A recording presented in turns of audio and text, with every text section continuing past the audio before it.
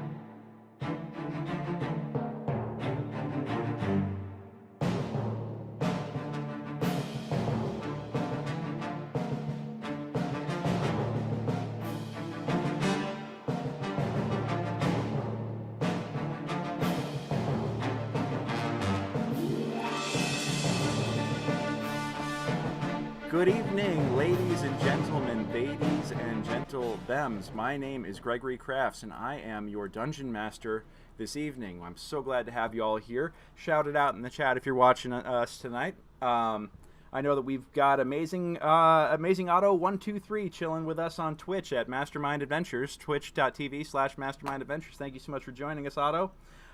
If anybody else wants to hop on, I hope you guys will come and check us out. We are... well, first off, like I said, my name is Greg. I am a professional dungeon master with Mastermind Adventures. You can hire me to run a game for you and your friends, and I would love to do that. I'd be honored to do that. I can do ongoing weekly campaigns. I can do one-shots. If you've never picked up a die before, I would be happy and honored to run your first session for you. I do have a couple of games that I'm offering right now, standards here. First one is called Bard Brigade Solves Mysteries. If you've ever wanted to be in your own Scooby-Doo adventure and figure out that it was so-and-so all along under the mask, then this is the game for you. It's 2 hours long, and it is totally 70s Saturday morning cartoons nostalgia, and with a D&D setting. Also, I'm running a one-shot theater of the mind escape room called Jailbreak. You wake up in jail. You don't know how you got there, and all you have is your brains, your brawn, and your wits and your charm to survive. Hour-long, perfect intro adventure for anybody who's never picked up a die before. Also, I can tell you that if you are not a gamer yourself, but if you want to give the gift of gaming this holiday season, you absolutely can. You can actually book me, not just for yourself, but for your friends or family. If you want to get them into tabletop role-playing and have them make funny voices with me, absolutely. If you use the code GREG5, G-R-E-G-5, it's 5% off your first session. And with all of that being said, oh, you know what? I should also mention, this Wednesday, 4 p.m., this is such a recent development, I don't even have a graphic for it, but this Wednesday, 4 p.m. Pacific, 7 p.m. Eastern, please join me here live on stream for the first Mastermind Roundtable, where one of my fellow Mastermind DMs, Mariah, and I are going to talk and have our first talk show talking about gaming and talking about different aspects of games. This week, what we're going to talk about is how DMs run social encounters, and then how the Dungeon Master's Guide actually says they should be run, and then alternate systems on how you can run your social encounters as well. So this is kind of like a DMing discussion and workshop on ways to make social encounters and options for your heroes to talk through an encounter without even swinging a sword once, and still make it engaging, interesting, worthwhile, and forwarding the plot, because not everybody has to be a murder hobo, except Matt. So yes, please join me Wednesday at 4 p.m. for the first Mastermind Roundtable. Also, if you want to learn more about my dungeon mastering, and I promise I'll stop talking about myself in a second, check me out at mastermindadventures.com. I am listed, if you scroll down the page, I'm listed amongst the dungeon masters, and any of us, we're all highly qualified, really fun people to play with. But again, I'd love to play a game with you.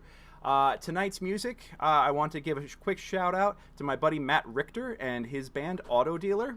They provided us with their current album, now out on Bandcamp, Economies of Scale. They will be playing on the intermission and in the post show as well. I hope you'll definitely check them out. Some gorgeous, ethereal instrumentals worth checking out. Matt is an incredibly talented lighting and sound designer here in Los Angeles as well. I know him through the LA theater scene.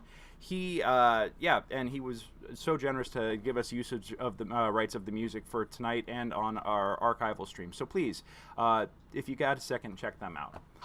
Now, with all of that being said, oh, and of course, I cannot ever forget Mr. Michael Gordon Shapiro, the composer of our theme, Battle for the West. You can check out Mike at mikemusic.com. I highly encourage you to do that as well, and you'll be hearing more from he and I as we work on our new musical, The Monstrosity, over the next few months. So that should be premiering sometime in 2021, we hope. So yeah, let's see what happens. Okay. All of that info dump gone. You still with me? Good. Awesome. Yes, and hey, Paul, it looks like somebody else is raising a glass with you tonight. So, excellent. Oh, and Laura Croft VG, thank you so much for saying that. I sincerely appreciate that. That this is that this is your new favorite Monday night show to have on in the background. Dude, I'm honored. Thank you. Thank you for saying that. And if you're in the chat tonight, please shout it out. We would love to say hi, and I'll mention it now since we're talking about folks in the chat. And oh yeah, thank you, Mandy. If you enjoy what our heroes are doing, if you think they're being smart, they're playing their characters real well, you in the chat can reward them. You can tell them you can tell me to give them inspiration. And what inspiration does is that basically it means they're playing their character so well, they become inspired. They can get advantage on any roll, except damage, because you don't get advantage on damage rolls for my fellow D&D wonks before you all start flaming me in the comments. Yes, they can get you can reward them with advantage if you think that they're playing exceptionally, or if they have a fantastic idea, or if you just like what they're doing. So please shout it out. I do have the comments up on my phone tonight. It'll be sitting right here. You might see me looking off the screen over here. That's because I'm reading all the feeds on my phone, and it won't. My browser, I've set it up so my phone won't lock this time and kick me out when I'm not looking at it. So I'll be here in the chat the whole game. All right. So with that, all that being said, now it is time for my favorite part of the night to say hello, and thank you, Otto. Otto says, as a proud audience member, I am also not above bribes and can PM my Venmo upon request. So, brutes, just keep that in mind, all right? Otto is watching on the Mastermind Adventure stream tonight, so if you're looking for him, just look for him on Twitch, because we are broadcasting on 7 different channels this evening, and I'm monitoring the chats on all of them. But yeah, Mastermind Adventure, twitch.tv/Mastermind Adventures, and Otto's hanging out in there tonight with us, so thank you for joining us. But brutes, before I get sidetracked again, and I swear I took my Adderall today, please, let's get through the introductions. Birch. Oh, hello, everyone. I'm playing Birch, human druid, and in light of everything shutting down, at least where I am and where my family is back in Michigan, I would like to welcome online D&D as our 5th most popular sport. Amazing. 5th most popular sport. Those other ones are hard to beat. That's fair. That's fair. Matt. I'm Matt. I'm playing Grey Soul, a half-elf cleric murder hobo with questionable mental capacity, but I'm happy to lend a healing hand or take a mace to the face. Mace to the face. That should be the title of your new album. Amanda. Hi, I'm Amanda. I play a halfling rogue named Wookie. I'm like definitely the youngest character in the party by like probably like 50 years or something. Awesome. Always glad to have underage adventurers, unlicensed adventurers coming out and violating curfew and all kinds of other laws in the name of thrilling heroics. Nate. Hi, I'm Nate. I'll be playing the rogue Lorenzo Ledoux. I guess I am the most famous of the people in this group, but other than that, I'll be looking forward to stealing a few things. Awesome. And Paul? Hi there, Paul Masterson. I'm playing Sir Feldricken Vorchrist, a golden-scaled dragonborn of the Church of Helm. So far, it's been going well the last couple of sessions of not becoming a pincushion, but I do tend to take point, which means I do tend to find the swords first. Or traps. Well, or invisible things. That's what you get for taking point, literally taking point. Yeah. Why roll to find traps when you can just find the traps? It's efficient. Brick. I'm Joe. I am playing Brick, a mountain of a black-scaled dragonborn. Yeah, he's not necessarily the smartest guy in the group. He's tired a lot, but he can take a pounding and he likes breaking things. So he's good muscle. He's good people. Love it. And last but certainly not least, Lauren. Hello, I'm Lauren. I'm playing Terra Ferris, the Elven Bard, and I'm super psyched that right now all our characters are adventuring around the theater. Makes me very happy. That is true. That is true. Speaking of which, since you kind of brought that recap up, who wants to recap the last episode for us and get everybody in the chat and everywhere else all caught up? I'm dying to know what happened. I have no idea. Were you not here? Oh, I was here. I was here. You just weren't paying attention. I was physically here. He wasn't in the room, I don't think. I'm pretty sure I'm a badger. In the room where it happened? Yeah, he was How not. that happened. He was not under the room where it happened. Unlike Brick, actually.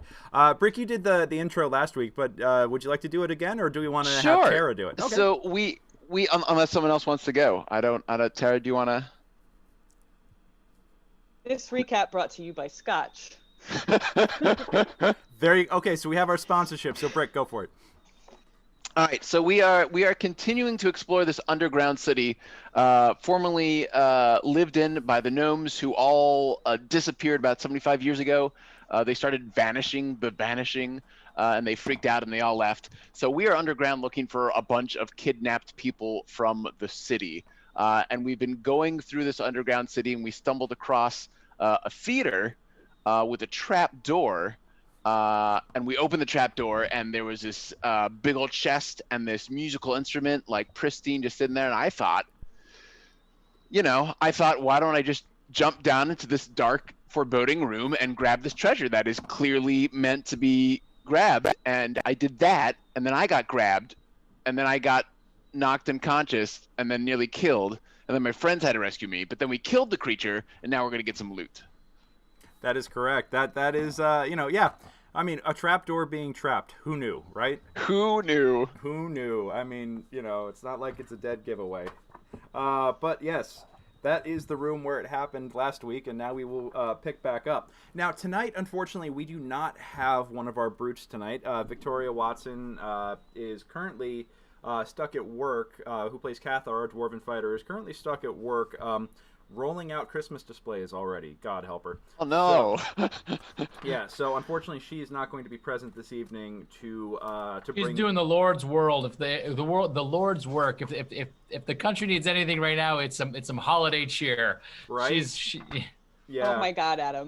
She's the true hero. Oh wow. Oh my God. I'm jealous, Adam. Adam's already clearly been shopping with Victoria. So. Well, Victoria gets my thoughts and prayers.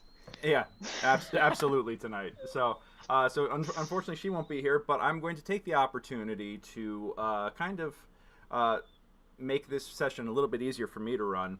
And after, as soon as all of the hullabaloo has calmed down with the choker nearly choking Brick to death and then being smited by folks underneath the stage, Katha comes up and says, I think it would be better and we could cover more ground and do more damage if we split the party. That sounds like a great idea. Why don't you take all the NPCs with you and the donkey, and the rest of us will stick together? That, shockingly enough, you guys can keep the donkey, but the rest of it was what I was thinking. So I have my moments of brilliance every once in a while. Yes, The you donkey do. doesn't have any lines. That's the only time you're ever getting the that out donkey of doesn't me. have lines yet. Yeah, but he will be a knighted paladin of the Church of Helm before this campaign is over. Prospective squire of the Church of Helm needs to stick with the knight. So he's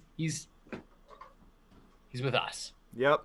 Hey Adam, you have inspiration for your druidic sacred grove inside of your abode. So congratulations, that's been awarded by Otto. So thank you, Otto. All right.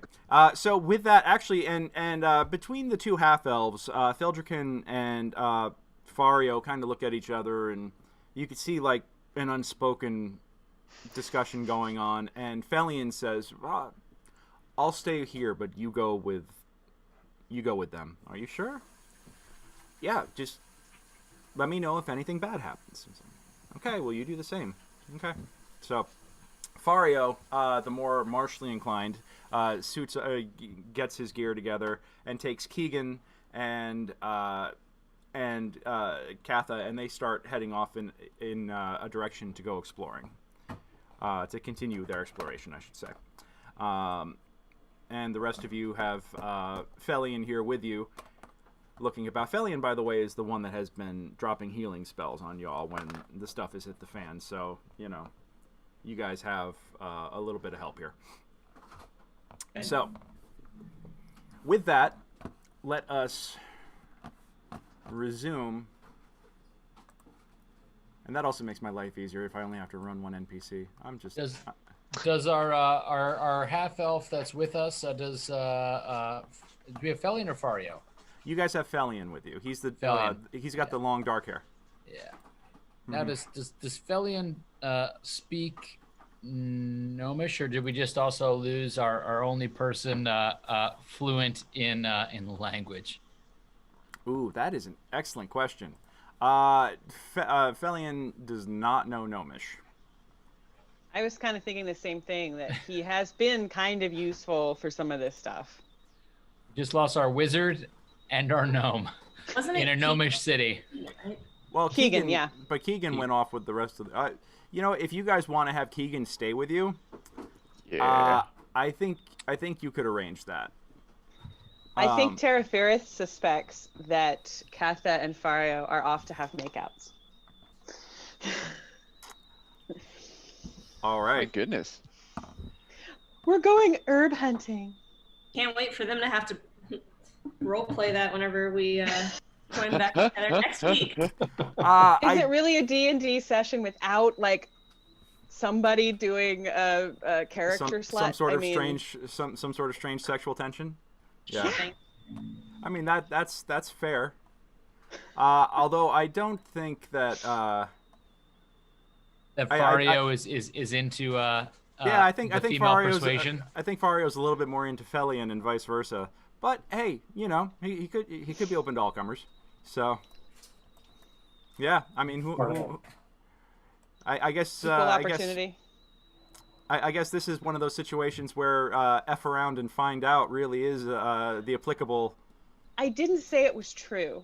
I said Terraferis suspects. Okay. All right. Well, if then Terraferis has her suspicions. Is Terraferis a little jealous, perhaps? Bored. Bored. That's also fair. A good bard is always looking for a good story for a good song. Yep. Thank you. That is true. Right. So. All right. Well, let's pull this treasure chest and this mandolin and my broken, bruised body out from under the stage and see what we've garnered here, outside of a dead, grabby, gross thing. When Brick emerges from the trapdoor, Wookie goes up to him and is like, just pats him. She says, "You did a good job. I'm sorry you went down, and I'm sorry that I asked you to go down to get the treasure for me." That's all right. It happens. And I mean, we're splitting the treasure among all of us, so it's not just for you. Greg, I'm gonna. So I'm standing over the corpse of that strangler. Does that strangler have anything on it? And is there? And I also want to just kind of look around the space down there that it was guarding to make sure we didn't miss anything down there. It is a naked monster. That is not. It's not hiding anything in its cavities. Skin it. How in depth do you want to get in your search here, Paul? You're gonna get fleas, dude. I learned this lesson decades ago. No, I don't think it's fleas this time. I think this is cursory. You know, I mean, some sort of plague. The cursory. The last monster we found did have treasure chests inside of its body, so you can't discourage. That's true. Now that Greg has. But that monster was dead when you found it, though. It was already. Well, dead. this one's dead now. Okay, so if you want to eviscerate the choker, then yes, there is nothing in there except guts. So, you know, but points for efficiency, or points for thoroughness, I should say, not efficiency. So, yeah. All right. Well, looking at. Oh yeah. Okay. Hold on.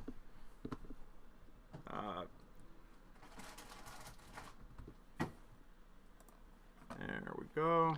Did we conclude that nobody has detect magic? Yeah. We did did conclude that. Yes. All right. Man, we've been playing for like 5 months, I think, and we're all level 2. You can't expect us to have detect magic. Well, no, but we don't have any wizards, right? The only wizards we have is is week 8. This is week NPC. 8. So Week technically, 8. we've only been playing 9 weeks. We're gonna be level 3 in like you know, 2022. It's gonna be awesome. We got to make this game stretch, man. Come Yeah. on. I mean, seriously, and You got somewhere you need to be? Look at how much material we have left to cover here. Okay, you guys got Holy plenty shit. of time. Dear God, the session we cover more than 2 rooms, I'm out. Yeah. No, you guys are. I'll just say y'all are thorough. Okay. But Amanda, you weren't here when we all did our taxes. Yeah. That was like half the Oh, episode. yeah, you guys didn't do your That was taxes. 15 You guys minutes. got- That was 15 minutes of. You guys of- got served tax notices. That's a whole different Yeah. thing. Yeah, and Kath is going to find out that Grandma is not terribly thrilled about that. This is why people play D&D, by the way, to escape their real lives to do fantasy taxes. Yeah. As I think you pointed out, I think we went up against a bureaucramancer, and I feel like we came out decently. Well, I owe taxes now. Like I'm just visiting the city. I'm already out. Like I don't know how many silver. Rick's not a permanent resident. He's paying taxes. Right? That's not a win. I'll take offers if anybody wants to claim me as a dependent. I like that. So Greg, So what we get everything upstairs. We get what do we got in this? tell us chest more about and this mandolin in the chest. All right. Well, first off, you can tell that the mandolin itself it is dusty as you pull it out there. But even in the torchlight, you can see that it has gorgeous silver filigree, going along the body of it. It's made from really, really fine wood. Doesn't matter how long it's been down there, how humid it is, or whatever. You strum it, and it just sounds perfectly in tune. Terrafirith, you're like, I just think this is a gorgeous, gorgeous instrument. It was clearly crafted by a master's hand.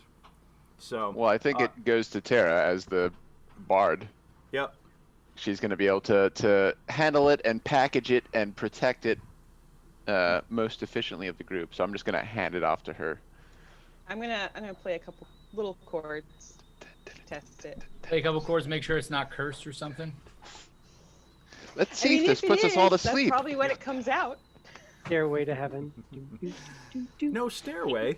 It's a literal stairway to heaven. Oh my Yeah. god. It says, no stairway to heaven. Any song you play on it comes to life. Hey Lorenzo, can you take a gander at this chest? Make And sure it's not like booby trapped or And it's anything perfectly wonky. tuned for Led Zeppelin is all I'm saying. Okay? I'm going to check to see if this chest is trapped. Okay. Give me a check on that. I'm gonna say good luck to Lorenzo. Pat him on the back and give him some guidance Give him after some what guidance. happened All right. last time. Yeah. Oh, and so I roll a d4? You can add a roll additional D4 before or after your roll. Okay. There we go. Nice. Oh, hey, there you go. 18. Yeah, you find a whole lot of nothing on this chest. Oh. It's not even locked.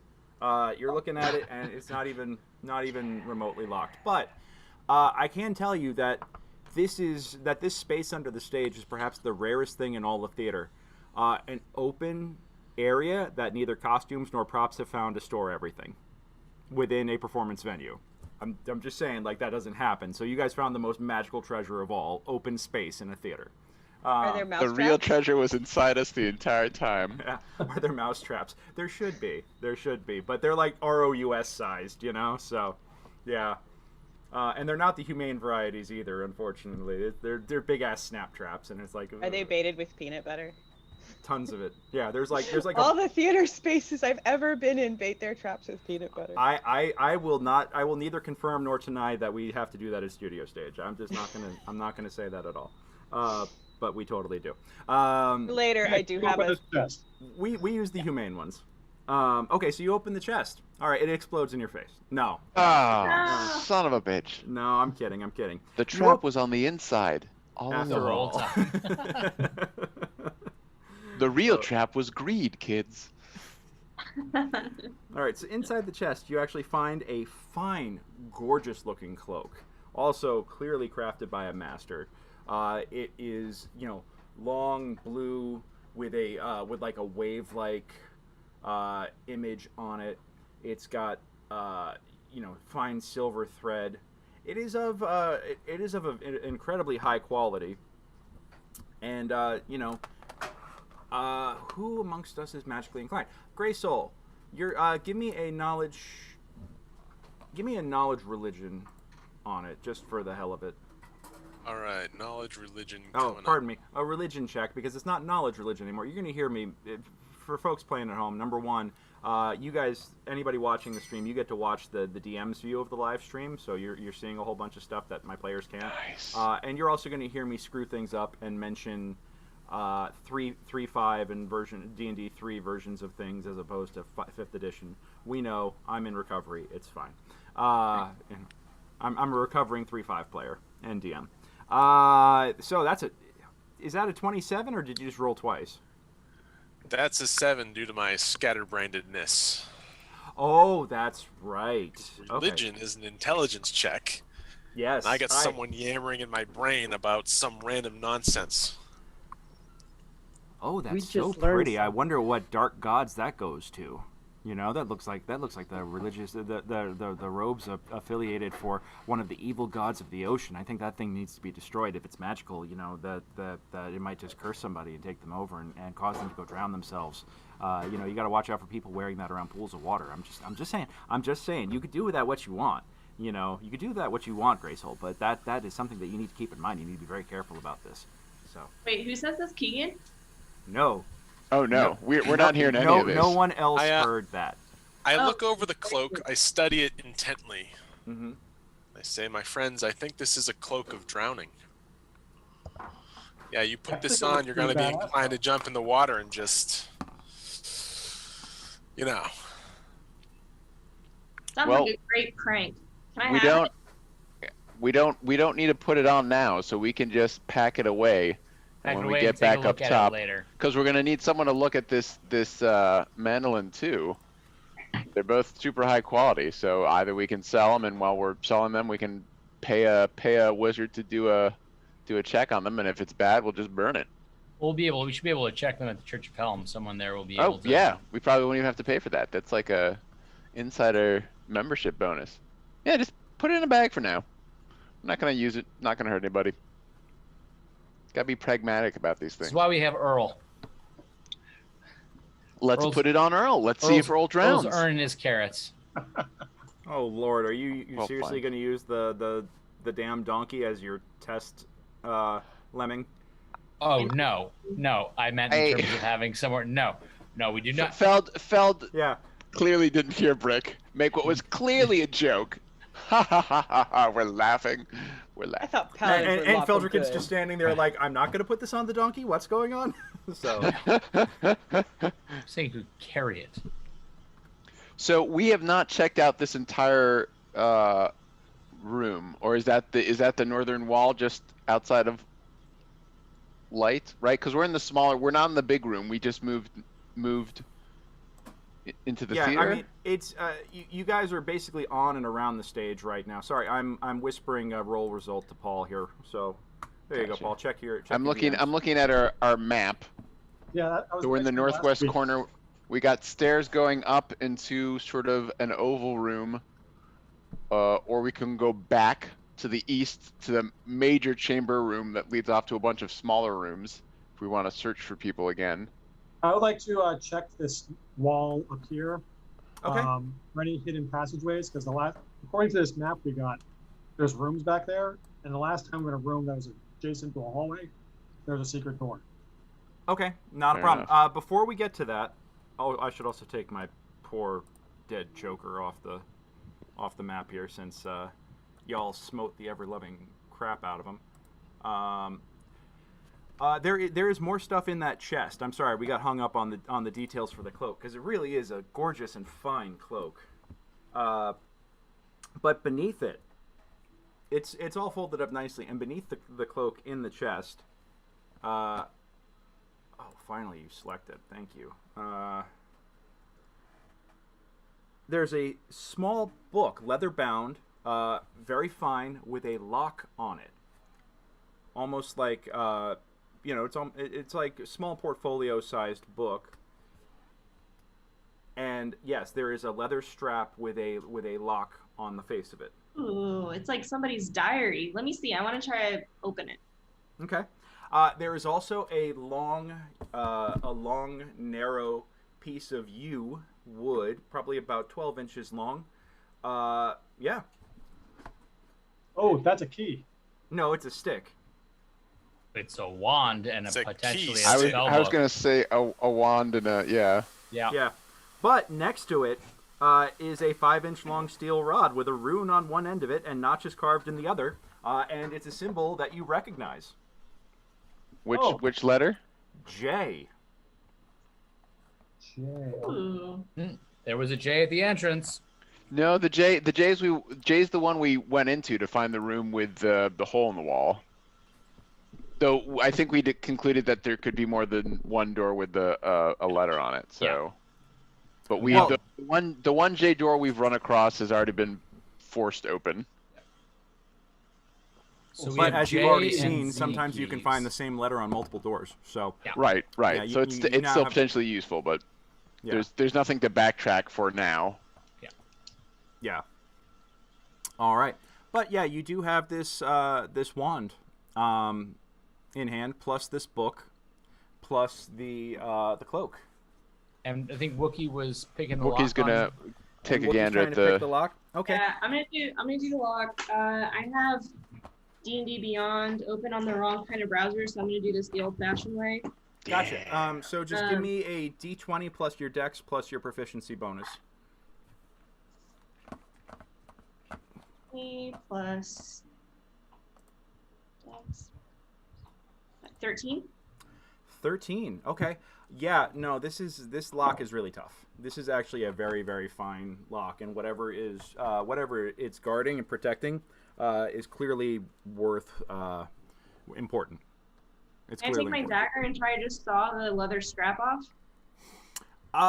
You attempt to do that, and you're finding that even though that this is leather, it looks like leather, it feels like leather, it smells like leather. The sound of your iron blade on this leather sounds like, everything should be right. You start cutting, and you're making no progress. Somebody's got secrets. Perhaps Lorenzo should give a try. Oh, you want a master to do it? Oh snap! I mean, he does have a number of years on you, Wookie. It's not a slight. It's just more experience. That's all. You set yourself up to fail. Someday, I know, I set myself someday up to you'll fail. be Yeah, a no, master. I really Came in way too hot. am. Oh no. Yeah. Go ahead, rich boy. Try to mansplain to me how to pick a lock. Oh, and you do. Damn! That's savage. Somebody's got to get Lorenzo some ointment for that burn, especially because he just did worse. Yeah. But she was sawing at it. I'm like, no. You see the lock. You have to. Never mind. All right. Well, then I recommend we pack both of these away, or give them to Birch to hold on to, since they're presumably magical items, and he's our. I was gonna say, does Birch recognize any of the markings, etc. on that? You said it was a U wand, right? Or any of the aspects? Yeah, of you that? guys have the U wand. Is it U or Z? Which one is it that Z. you guys? Z. Okay, so you guys have the Z and the J keys now. Yeah, J and Z. Yep. I'm not sure what. Wait, you you not you the letter, you the type of wood you said. Yeah. Oh U. yeah, I thought Y you E said W. Yeah, Yeah. and it's a U wand. Yeah. Right. So yes. Yeah. Not what Harry A Potter U- How said. the hell do I have a party of 8 players and not a single arcane caster amongst you? Like that. Okay. Because I'm not level 3 yet. Good to Time know. to multitask. Yeah. Brick's becoming a wizard. This is Because your everyone fault, wants to right? be a rogue. You're a wizard, Brick. I'm an arcane trickster. I don't know it yet. Yeah, you'll be able to. I mean, you'll be able to unlock that soon enough. Wookie, all right, the so schizophrenic classed individual, a little of everything. Lorenzo, you were checking the wall? yeah, Yes. after failing so spectacularly to undo the lock on this book, do you want to just quietly go back and resume looking at the wall? Yes. Okay. What is? Give me a perception check. Well, there's my good roll. Oh, there you go. Yeah, you're like. So here's the thing: you're trying to unlock this thing, and you look up, and Wookie's kind of talking smack at you, and you're you look up and you look over and you're looking at the wall and you kind of just like absentmindedly hand the book back to her, walk over to the wall, and you find, like, guys, he's staring at a brick wall right now, just like staring at it quite intently, and you're Rick all kind the of dragon like, what the guy, or no. the Hey, actual wall? no, Lorenzo is actually looking at the wall. He walks over to it right about Nya, and he's staring intently, and he starts tracing his fingers up and around something, and out of nowhere he hits, I don't know, he just touches something, and suddenly on a vertical axis the wall, a section of it, a 5-foot wide section of it, turns 90 degrees. I knew it. All right, somebody with a light source, get up here. That would be me. Oh, well then, Lorenzo, on. go check out this new room. Hold on, I'm still unlocking it for y'all, so I gotta Rush in there, Lorenzo, before it's bright. Into the darkness. boom. You still have to apply the honey cake method. Yep, that's true. That's true. We gotta honey cake it. Let's Okay, make and- ourselves a new room. Can y'all, like, for the folks who are just joining us, can you please explain the honey cake method? Yes, Sir Feld, tell us of the classic Gore College honey cake technique. Yes. Well, so as we have discovered, we are dealing with some dastards who are able to naturally bend light around them, and we summarily got our ass kicked the first time we went down to this dungeon. Yeah, you We did. regrouped, and we were trying to figure out how it was that possibly we could defeat these invisible foes. And I summoned up the memory from War College of a prank that we had pulled known as the honey cake method, whereby we dilute honey with water and add flour to it. And usually you would spackle an individual with this and feather them or throw other objects on them. But in this case, we're using it, or I'm using it, along with a bucket and a flanged mace in a kind of baptismal or blessing of water style of flicking this light batter throughout a room so that it can stick to anyone who is trying to hide. And we can then either speak with them or smite them, depending upon, their disposition. Yeah, Graysoul's ready to put people to the question, so that normally ends very poorly for the people I involved. haven't had a chance yet. Everything dies too quickly. Yeah. All right. So, Greg, as a point of reference for the new room, I am actually a giant badger at the moment. I changed into it when they went into the trap door. Oh, that's right. I jumped in as a giant badger, and then you guys killed it before I could do anything. What So flavor of badger? Are you a honey badger? No, sadly, I am You a don't giant give a badger at the So moment. no combat bonuses there. You did, actually, your bite did land. Your scratch didn't, but your bite landed. Right. Yeah. Some may say it was the greatest thing they've ever seen. I'm a giant badger with dark vision, so if that helps you, all righty. I'm Well, going to jump right in. Yeah, you guys crack open this secret door, and our giant badger comes just like in a fast waddle, just kind of comes and kind of blows through. Compared to, I don't know if I waddle. Giving no F's as he enters the room brazenly. I don't know how I feel about waddle. well, all right. So yeah, you got, but Dodging yeah, the okay. So batter. you don't, yeah, you're dodging the batter, but you're sniffing your head up. And okay, so what's a better word than waddle though? Somebody give me an adjective. Glides into the room like a Glides prima in. ballerina. There you go. Like a whisper Not a of death. gazelle. A prima. What do crocodiles do? Alligators have to have an adjective, right? But they're Blitz. Murder sprint. Murder Slither. Murder sprint. sprint. Okay, I like murder sprint. Sure. Murder sprint is good. Crawl. Yeah. Creep. Skulk. Oh wait. Ooh, skulk is good. Yeah. Skulk is also the monsters y'all got to fight. So Hulk. Pounce. Today's word is skulk. If he's a great hulking badger, he can hulk into the room. yeah. Okay. So he hulks into the room. I like that. He kind of hulks into the room. He kind of bursts through the wall like the Kool-Aid Man. Oh yeah. Oh, badger smash. Yeah. That does not happen, but sure. That's just I like the visual, so we're gonna go with that. Okay. So this room, you guys are coming into is the costume and prop storage, is what it looks like. You know how I said that costumes and props didn't find that storage area underneath the stage? Well, they found it here. A whole secret room dedicated just to that. This room contains 6 bulky wooden trunks. Their lids are thrown open and the contents disgorged. Strewn about the dusty floor are dozens of ornate masks, gaudy robes, fancy costumes, mock weapons carved from wood, so don't try actually using them, gnarled staffs, and similar stage props. A few costumes, the nice expensive stuff that the costume designer said, if you eat in this, I'm going to kill you. A few costumes like that dangle from coat racks, wooden mannequins and wall hooks between some heavier props, including a wooden folding screen painted with stars, a giant stuffed wolf, and a wooden sun carved with a grinning face hanging from a fishing pole. Do the stars make any noticeable pattern? They do not. This seems like this. It's almost like school play quality. Okay. You know. Yeah. How big is the stuffed wolf? It's life size. Can you eviscerate it and see if there's anything hiding within it? No, don't eviscerate the wolf. Well, come on. I mean, you don't know. It's already dead, right? So it's a dead creature. Is it And just shake it. like, You'd be like Bring me my taxidermy? fleas. Is this a taxidermy wolf or is it like a plush wolf? think It's it's a a plush. taxidermied wolf. Oh. Okay. Can I yeah. use my badger keen sense of smell to check out the wolf? Okay, so you go first. You kind of come into the room and you see in your dark vision that there's like these eyes like catching the light and reflecting back at you, and you kind of like have a start, and then your head darts around a little bit as you sniff the air, and you approach it cautiously, and you see that its fangs are bared back, you know, and it's got this big mouth, and it's just got his ears back and eyes big, and you're looking at it, and it's like.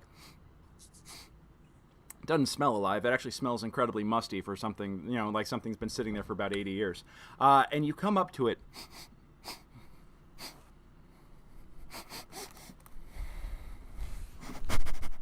Stop, Greg. Gross. Sorry, I'm getting the ASMR in on this.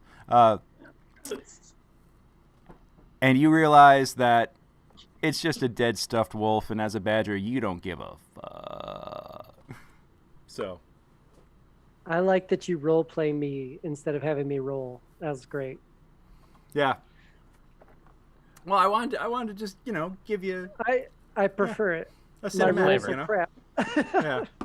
So Is there like a queen costume anywhere? Or a Yes. princess costume? yes, I will say that there is a princess costume.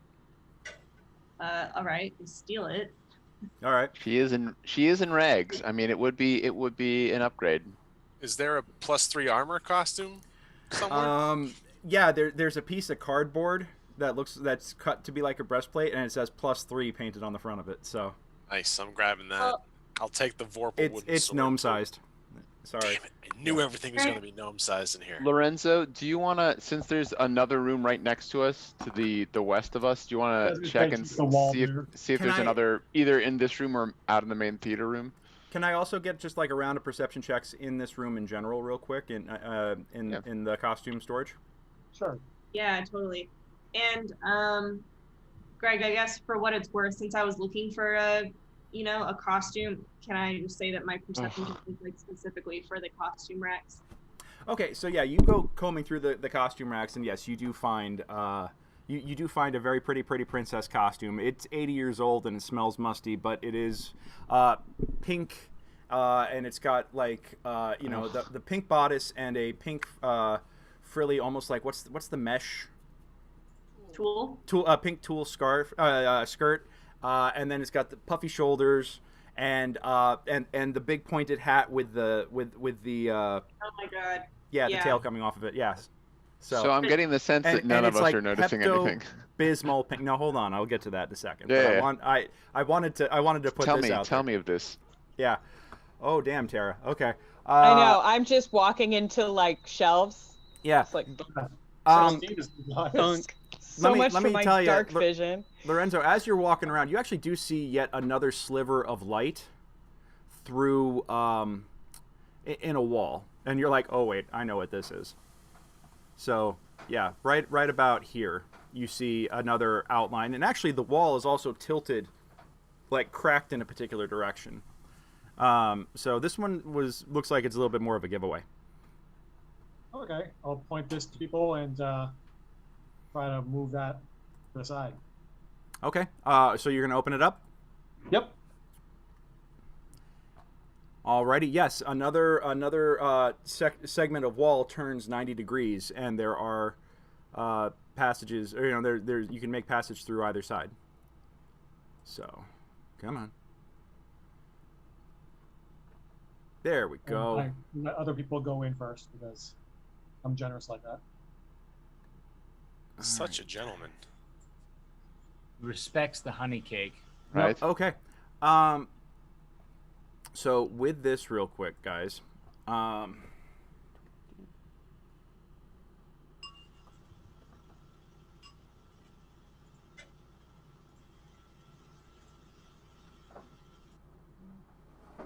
there is a it's interesting. In this area, you see on the ground a black piece of, almost like a black cloak, and a mask of a wolf's head laying on the ground. Is it covered in dust, like it's been unused, like everything else here? It is not covered in dust. It is definitely not covered in dust. I smell it. Okay, yeah, you go over and smell it, and you actually do. Y'all kind of came barging into this room really quick. You do smell it, and there is something there. I growl. All right, so you now have a growling badger, and the mask suddenly floats up into the air,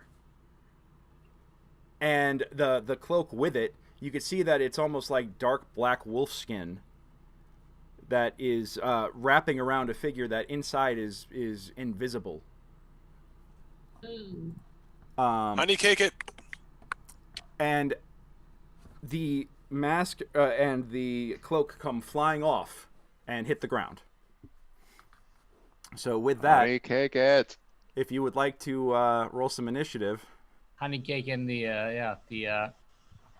area. All right, come Gotta on, roll initiative. first. I know, right? Yeah, Brick. Go to work. Here we go. Come on. Okay. I think I have a +0 as a badger, so I'm just gonna roll a 20. Okay.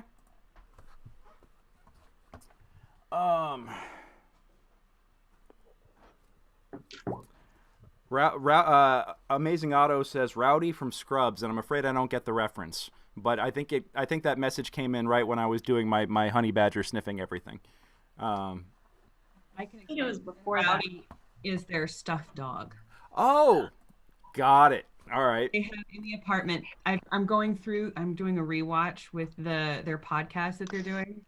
Oh, Shout out nice. to Real Friends Fake Doctors. It's amazing. Real Friends Fake. That's awesome. Okay. Yeah. Okay. Rowdy, they have that stuffed dog in the apartment, and it's called Rowdy.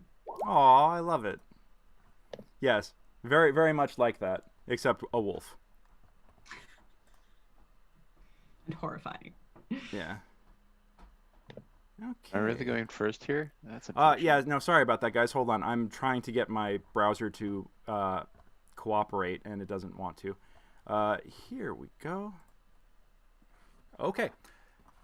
So who got over a 20? Anybody? Over a 15? Yeah. I got Brick. 18. Okay. Anybody over 10? Tara got 17. Yeah, Tara, Tara's 17? Okay. Let's see. Let's over a 10.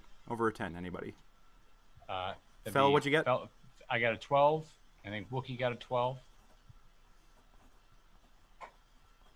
And what'd you get, Adam? 10?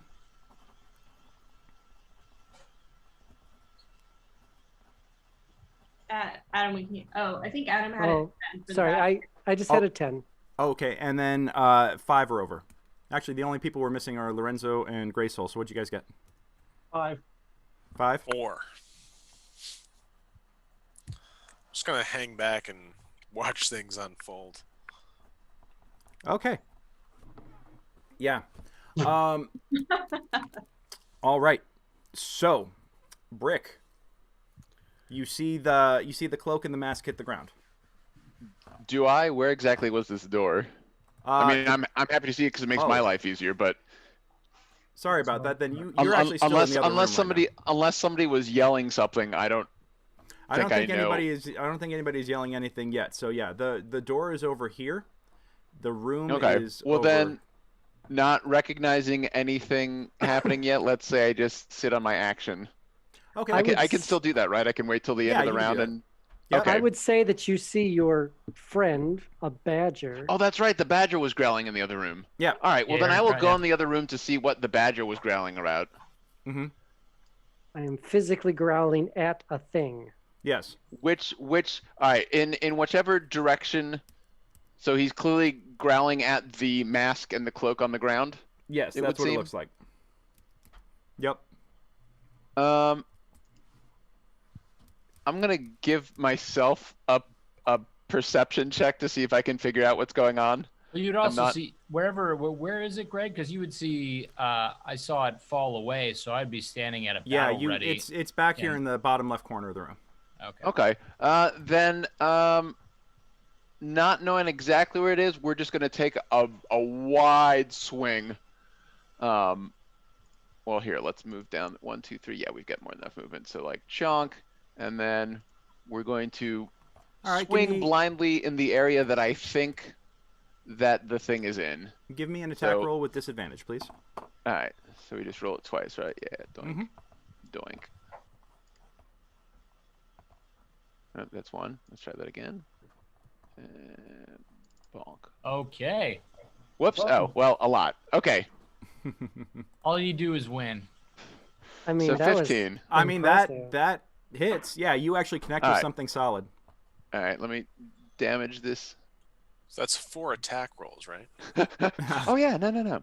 Well, no, I'm taking the first 2. That's one-handed, so it's 10. How the hell is your two-handed damage so much less than your? Okay. I think it's adding. I think it's meant to be. It's an additional 4 if it's. Yeah. Well, no, because if it's two-handed. I see if it's one-handed or two-handed. So I'm assuming you're rolling one-handed attack. Yeah. Because I got a shield. Yeah, got it. Okay, so yeah, you're doing with this. Oh, and it rolls the D8 separately or D10 separately, and you 10 plus 3. Oh, got wow. it. So yeah, your roll sucked on that one. Good thing you're using one-handed attack. Yeah, right. You crack this thing. You actually do connect with something solidly, and there is the sound of bone crushing as this warhammer has a giant impact, and you hear the sounds of like a crack of bone, and then the sound of a body up against a wall, like getting slammed into it violently. All right, and I'm just going to yell out for the people in the other room. It's in this corner, so when they come in, they will have a sense of where to go. All right. Who's the? I don't remember the icons. Who's the guys next to me? Just north of me on the map. Birch. That's Birch. Is our badger. Oh, that's right. I'm gonna take up my as a reaction. I've got my fighting style protection, so he can get I can impose disadvantage if they attack on the badger. Okay. Cool. Tara, you're up. Okay. I'm also going to enter the room, having heard all the ruckus, and I'm going to shoot my bow in the direction where I saw the warhammer land. All right, I need an attack roll with disadvantage, please.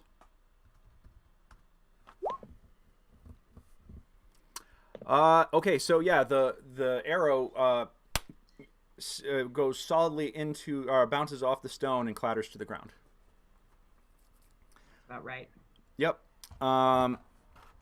You hear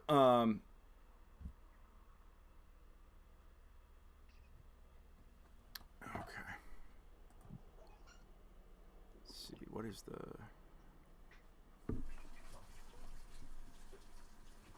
Okay.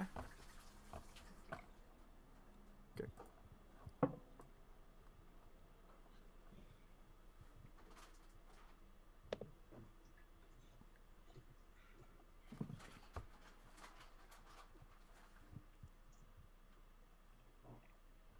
It's always worrisome when the DM is taking a long time to suss something out.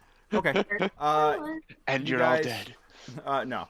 I will tell you that because this is an invisible creature that has not been tagged, you guys do not get attacks of opportunity, and believe me, there would have been a shitload of attacks of opportunity.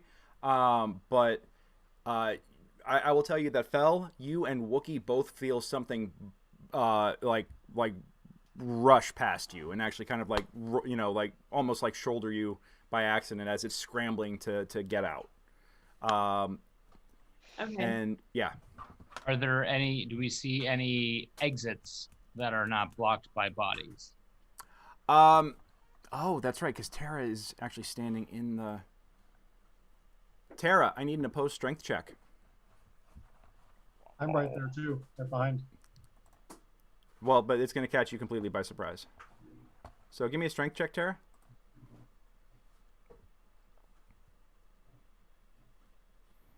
Don't break the mandolin. You just got it. Okay, Tara, you actually feel something like try to bowl into you, but you managed to actually hold your feet, and it kind of bounces. It tries to bull rush past you, and you hold your ground and stop it. And at this point, you guys hear seemingly out of nowhere like. Wait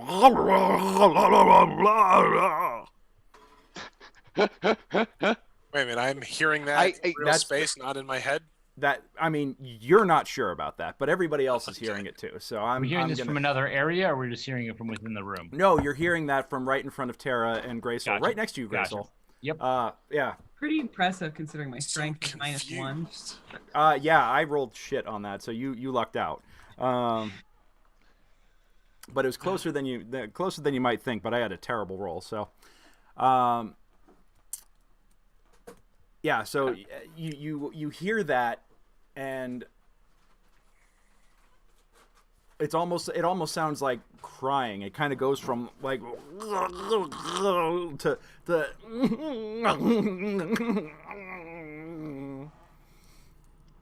Uh-oh. Whose turn is it? It is now Feldrick's. All Did right. it actually attack anybody? No. Or did we just... No, you guys just came in and started murking on it. Yep. I'm just saying. The I'm badger gonna- was growling! The badger was growling! So Oh, I no. know that it's basically right there. I'm gonna try to.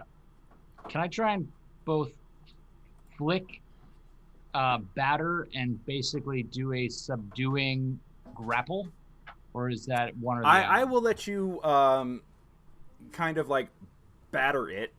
Yeah. With what I mean, and by batter it, I mean like like you're about to deep fry it, not literally Yeah. like batter it. You're not Yeah, clubbing yeah. it like a But you can get.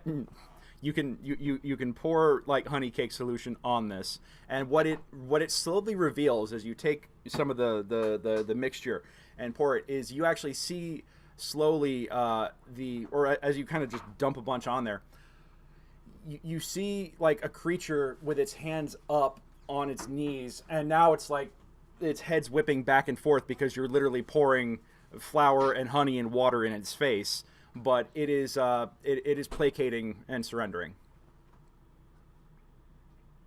and some it's got its mouth open, so some of the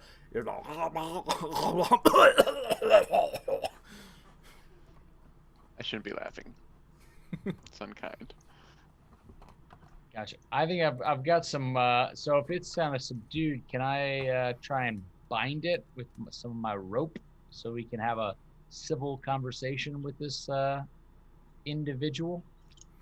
Yeah, I mean you can kind of grab it, and it does not resist. It recognizes the fact that you're not caving in its skull right now, so it's basically surrendering. You tie its arms together behind it, you tie its legs together, and you can just see like the bindings around this figure that you only see the outline of in flour and honey. All right, now we need some language it's a specialist. strange ass sight, let me tell you. Yeah. What I only know languages... Common and Draconic. Okay, so you only know Common and Draconic. Graysoul, what do you know? I know Common, Draconic, Elvish, Infernal, and Celestial. Oh, you fancy. But still, you don't know any of the right ones for this situation. Birch. The Badger knows Druidic and Elvish. Okay. Tara, what do you know? Common, Draconic, and Elvish. Common. Okay. Wookie. Common, Halfling, and Thieves' Camp. Okay. Lorenzo. Elvish and Thieves' Camp. Elvish and Thieves' Camp. And Fel. I'm trying to find that. Is it under... Under proficiencies in languages on the bottom left of your character sheet. There we are. Okay, Celestial. Yeah, we had Celestial, Common, and Draconic. What about our locksmith friend?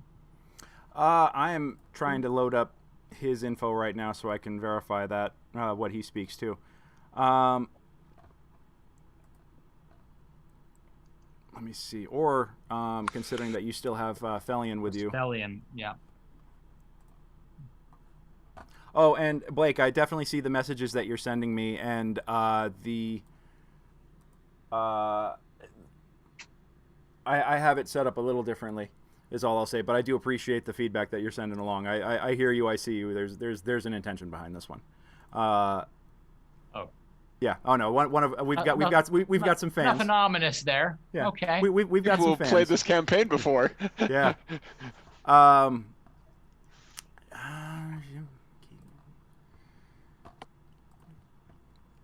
right. So Keygan comes into the room and he's like, "Oh, you caught one. You caught one." Yeah. This. Do any of you speak the Undertongue? A member of our party who split off does, but so the common Undertongue. None of you ever speak it. Well, this creature right here. This is one of the creatures that the invisible creatures. Obviously, sorry, I'm a little scattered right now. This is quite scary. But it seems that it is surrendering. It's saying, please don't kill me. Please don't kill me. They left me to die. Please don't kill me. I don't want to die. Is what it's just saying that over and over and over again. If you ask it if it knows where the prisoners are and if it can take us there, that we will protect it and find its sanctuary outside of these darkened halls. Okay. We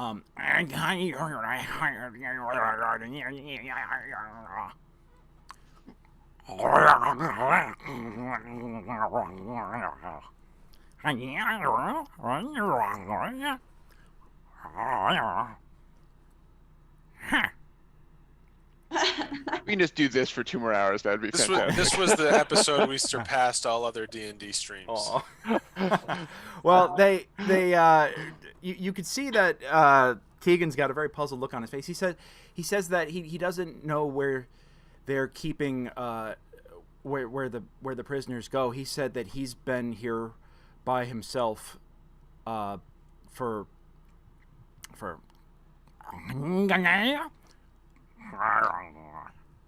he says he's been here for months by himself, that they abandoned him, that he got sick and he's been slowly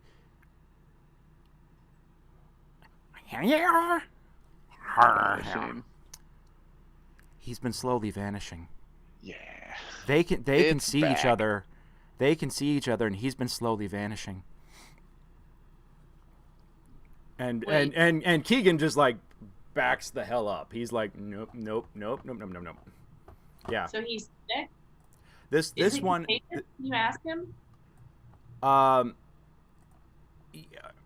I don't want to talk to this thing anymore. This is a terrible idea.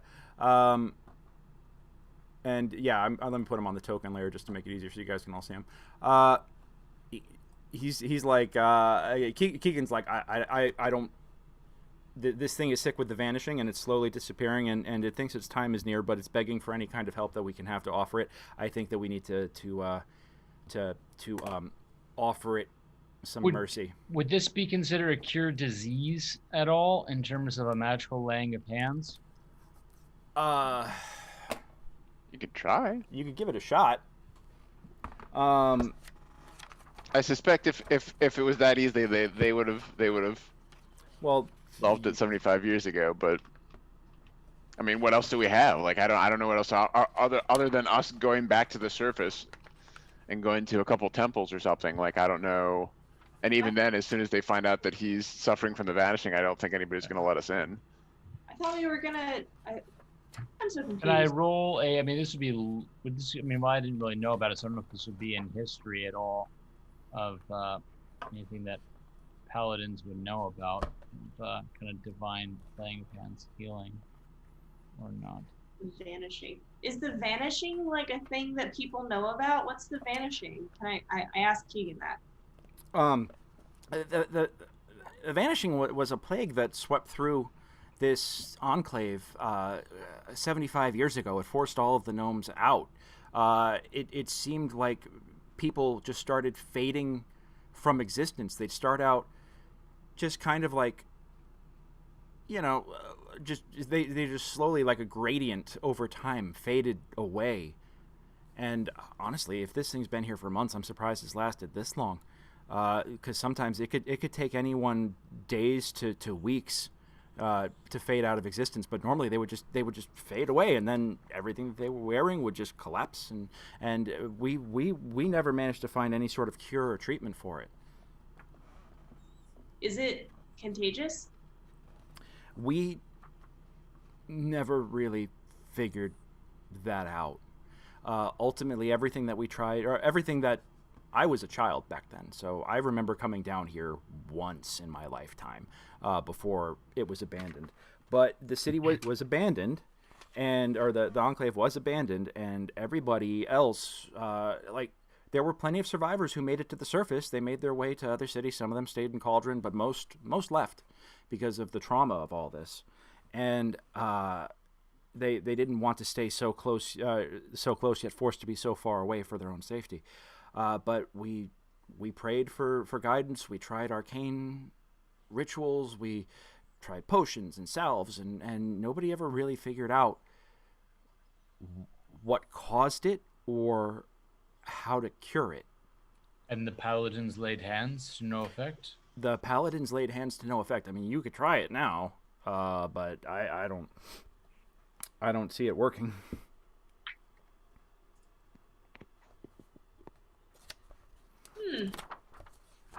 Well, the giant badger plods up carefully next to our friend and looks at his friends and bares his teeth like,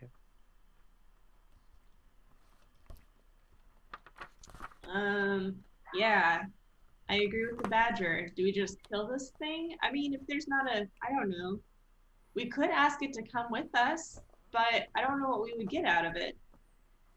We've already fairly seriously injured him. I've seriously injured him. We So could just him around with us. But Perhaps we should ask this individual not only its name, but what its wish is, that we might grant it, should it wish to be placed out of its existence by our hand, or whether it wishes to roll the dice and travel with us, and shall we be able to find a cure above? Before we put it out of its misery, why don't we ask it what's going on down here? Well, we can't. He's not willing to talk to it anymore, and none of us understand him. So I'm more than happy to lay the screws to Mr. Keygan should I need to. He All is right. not in a position to be making a fuss. what if we make him go in front of us in every room, and if there's other of its kind, then they'll run away because they don't want to catch the vanishing? Well, I think he was referring to the monsters, the invisible monsters. I don't think he's one of them. I think he can see them because they're both suffering from the same affliction. I can tell you right now that the body shape that you're outlining with the honey cake looks an awful lot like one of these skulks. Yeah. He's just willing to... Huh. Skulks can see each other, and this one has been fading out of existence. So it's a whole different, Oh, interesting. So the other ones weren't. They can just go invisible. No, they are in. They have a natural. They're They're all naturally invisible, but light this we see. specific one is, in addition to that, also phasing It's out. literally fading from existence amongst the which rest is of why them, he's yes. willing to talk to us instead of just attack us. Okay. Well, also overwhelmed by numbers, caught him by surprise while he was asleep. There was, you had a certain number of advantages. I think I tell Keygan to ask the skulk not only its name, but if it wishes to be placed out of its misery, or if it wishes to journey forth with us with the small possibility of finding a cure for it. I have a question too for him. Okay. Keegan's like, I'm that thing is sick. I'm not talking to that thing. I don't know. I grab Brick beside me and say, you allowed invisible creatures to kidnap people of our city. You allowed for the danger of others to be of no concern of yours while you ran your shop. You will speak to this creature, or I will smite thee before the next goes to sleep. All right. Give me an intimidate check on that with advantage.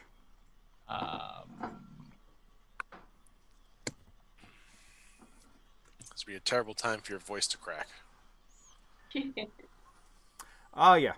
Damn. Yeah, you loom over this little gnome, and you almost like you straighten your back up real good, and you look directly down into his eyes, and you deliver that, and you just see his like will kind of buckle as he's looking. Okay, fine. But if I get sick and start to die, then you better be the ones to fix this. I will fix it as I pat my mace in my hand. That's what I'm afraid of. So why can't I select him? Come on. There we go. He steps up and okay, what do you want me to say again? I want you to ask it whether it wishes to be placed out of its misery by martial means, or whether it will join us and assist us in finding the captives with the promise that we will do our best to cure it, that we respect its wishes whichever way it goes, but that this is the choice of a sentient creature. Okay. Well, 1 second. It's been a minute since I've spoken this, so I have to conjugate the... Okay, I think I have it.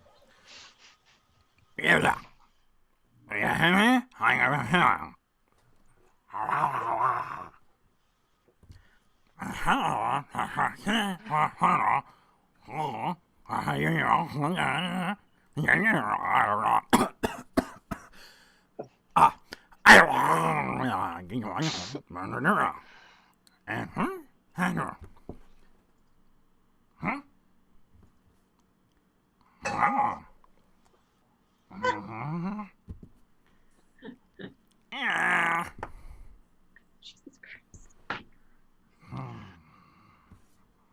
See how long he can go.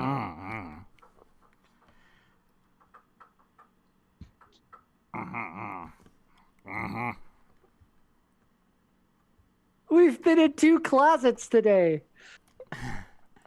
You see this conversation unfold, and you see the creature's shoulders kind of shrink.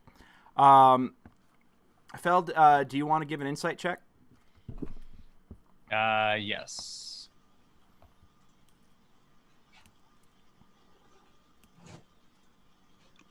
All right. Nice. You get the impression that Keygan is giving the gist of what you said. But I don't know. The way the way the creature is reacting kind of belies that maybe it's giving up hope. And it sits there and pauses for a long time, and it says, It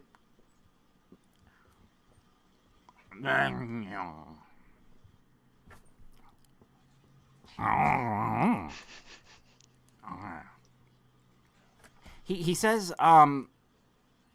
if you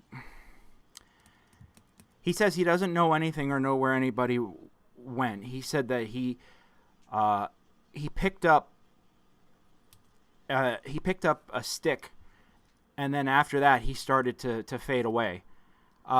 Is what he says, and he says that he asked me if we knew of any cure, and I told him the truth, and he's just asking us to leave him in peace. Wait, you picked up a stick? Was it like a stick that had like a moon hanging off of it? No, I'm thinking of the stick we got from the treasure chest. Where did that get put on the mule? Like the Guys? what? Yes. The stick made of you. Where did that get put? I think it did get packed on to Earl. I think it's the dump. Yeah. So Can I go grab? I'm not going to touch it with my bare hands, but if there's something or a cloth or something that I can pull out the stick and take it and show it to him, and have Keygan ask him if it looked like this stick. Lara Croft is giving inspiration to Wookiee. So woot. Thank you, Laura. Thank you. And yeah, you pull it out, and you see as you come in with it, with your hand wrapped in it, you see the honey caked figure kind of like, see it and back up and kind of like start scrambling backwards a little bit, like a bit of a panic. All right. Well, then I will wrap it up in some sort of packaging cloth, whatever we have, and put it back into the bag so we can have someone investigate it later. Keygan, actually, Keegan's like, can I see that? Can I see that real quick? Let me just take a look at this thing. Yeah, I'll give him the side, him wrapped in cloth side so he doesn't have to touch it either. You see him look at it. You see his eyes flash and glow for a moment, and he says, "Well, it's definitely a wand." It's almost like his eyes kind of go in focus for a second. It's almost like he's reading like a schematic or a readout, and he says, "Okay, well, this thing can detect secret doors, so that's kind of cool."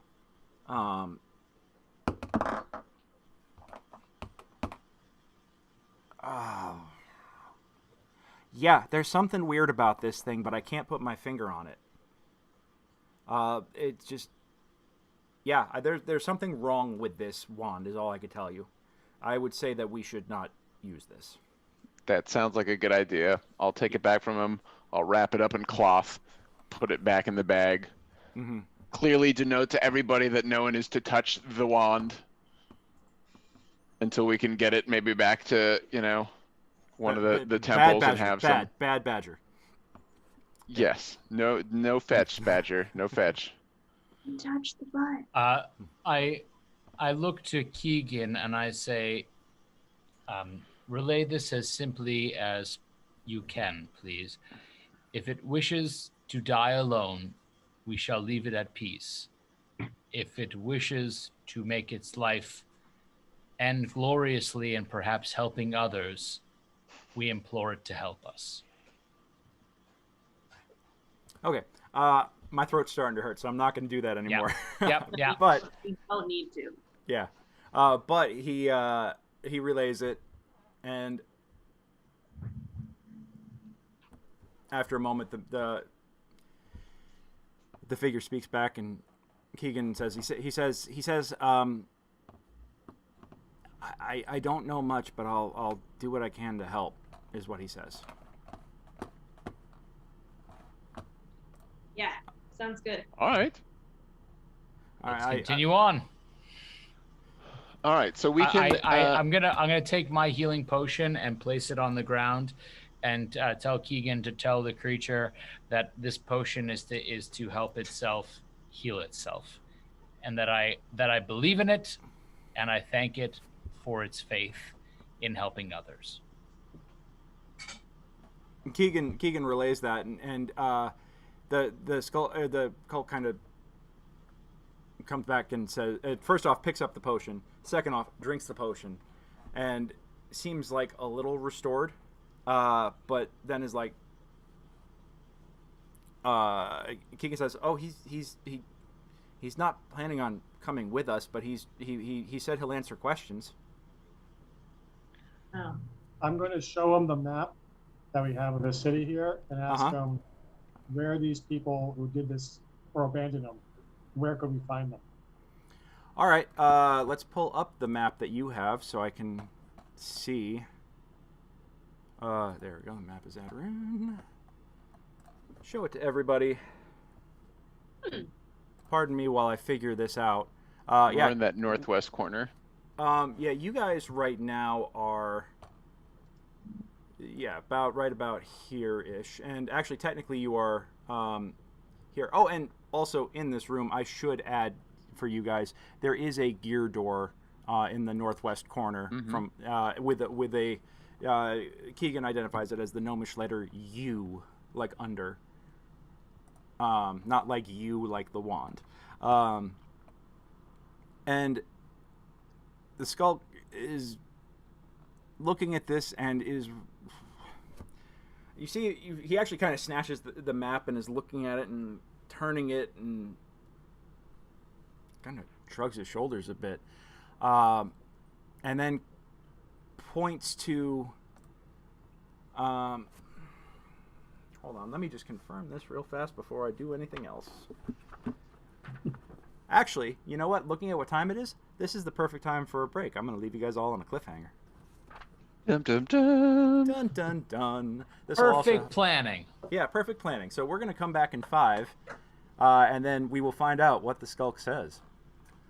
All right. So, yes, it is 8:32. Please come back at 8:37. And folks watching this, I hope you guys are enjoying so far. Please give us shout-outs in the chat. I'm going to leave you with the sounds of Auto Dealer and their awesome new album, Economies of Scale. We'll be right back.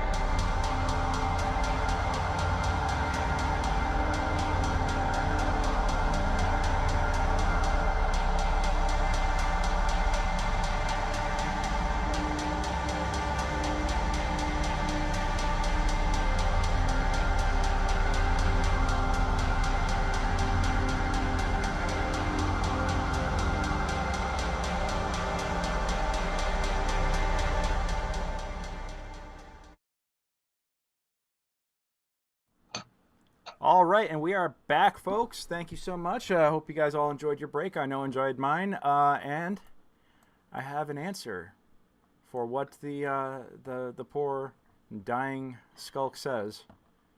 The one infected with the vanishing. He takes a look at the map that is presented, and he points in the southeast corner. He points to the southeast corner of the map. Specifically, he points to the room to the left of the north-south hallway. He points to that. Kind of the singular, kind of spade-looking. The reverse P? Yes. All right. Well, then let's go to that reverse P. Wait, what was the question we asked him again?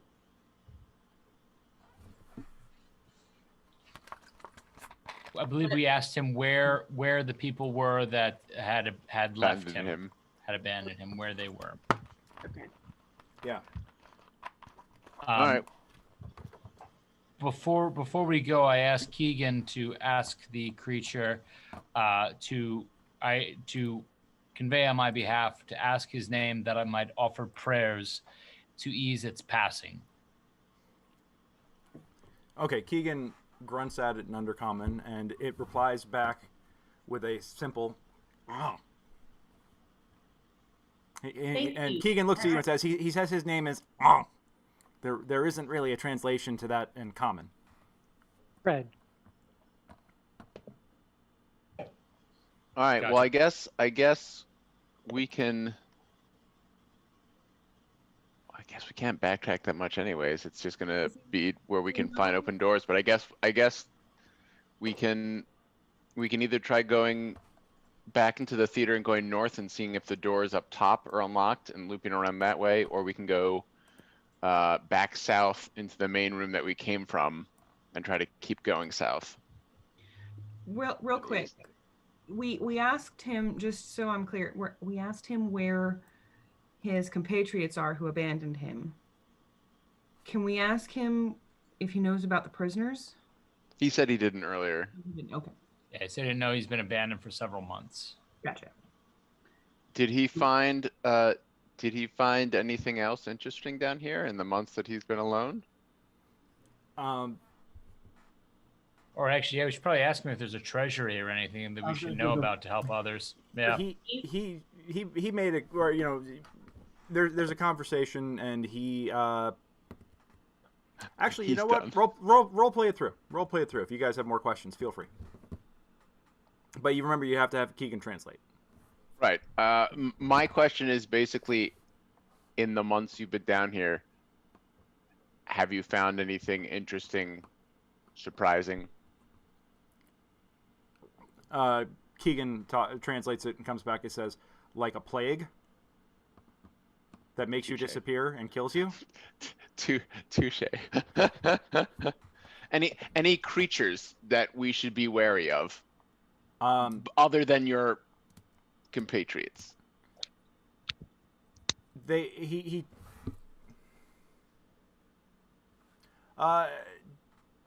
says that he turns to Keygan, turns to him and talks to him, and then the creature replies, and Keygan looks very startled. Like, and they go back and forth and go back and forth and go back and forth, and Keegan's like, oh no. What did he say? What's down here with us?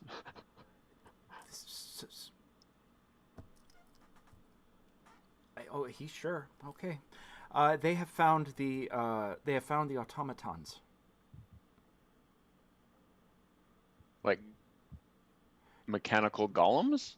Rather large gnomish construction clockworks. Where are they? Well, that's what apparently has been digging all of the holes. Oh. These are, if they're weaponized, they could be very dangerous. Do they wander? They're not intelligent. They're controlled. They don't, they follow simple commands. So he said that they have them, and that he was So one of the souls have he was on the control. team. He says he asks, you see him stop and start and ask questions and go back and forward, and it's he says that he was on a team with one of these going through and getting around the doors because the doors were all dangerous and they couldn't find other ways through. They lost a number of their kind to the various traps. So now they started just boring holes through walls to try and get from place to place. But they have the automatons, and they're quite dangerous. But he says they're also unreliable. That sometimes they work and sometimes they don't. We should have Keygan ask them why they originally came here in the first place.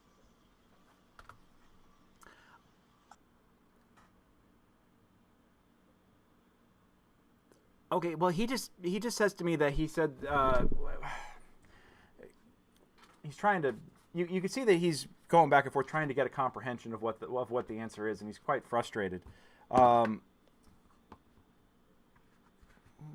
okay, you do that. He kind of gives like a shrug and says, I don't know. I followed. He says that he follows. Euthib, and just does what Euthib said. Euthib is apparently the biggest of their number.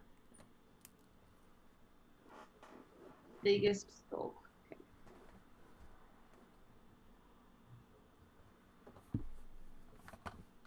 So how do we? Obviously, you got here. Which direction do we need to go to get back to that room? Well, I mean, he pointed it out on the map pretty clearly. Where you guys? Right, but I'm saying like how did you get here from there?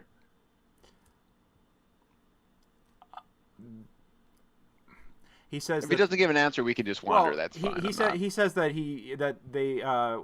they tried to kill him when they realized that he was infected, and he just ran, and this is where he's been hiding.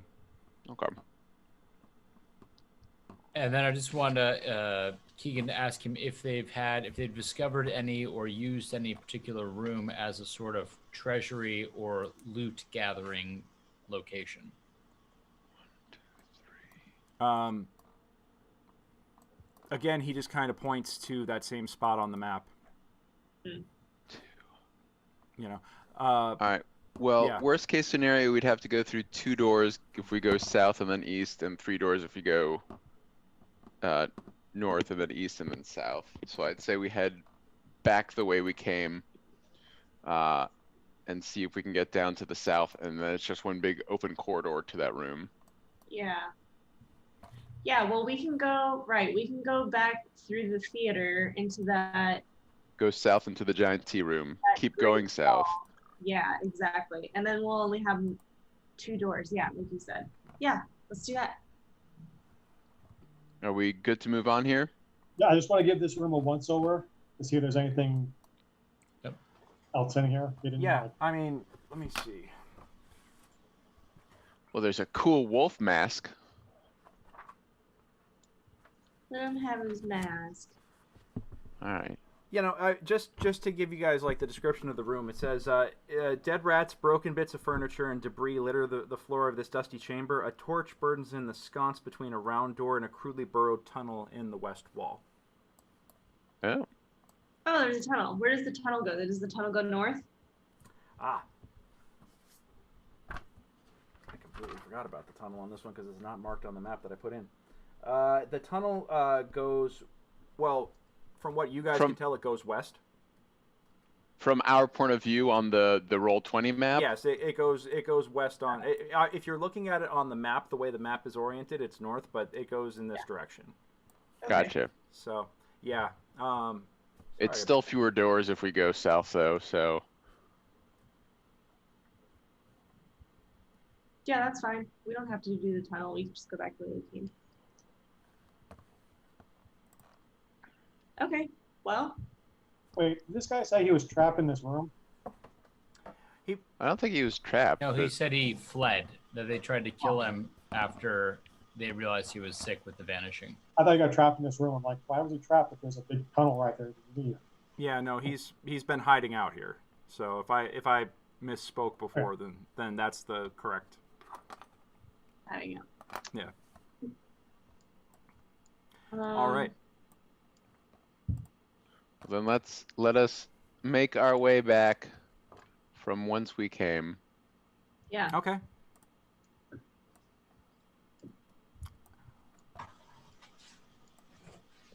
Okay.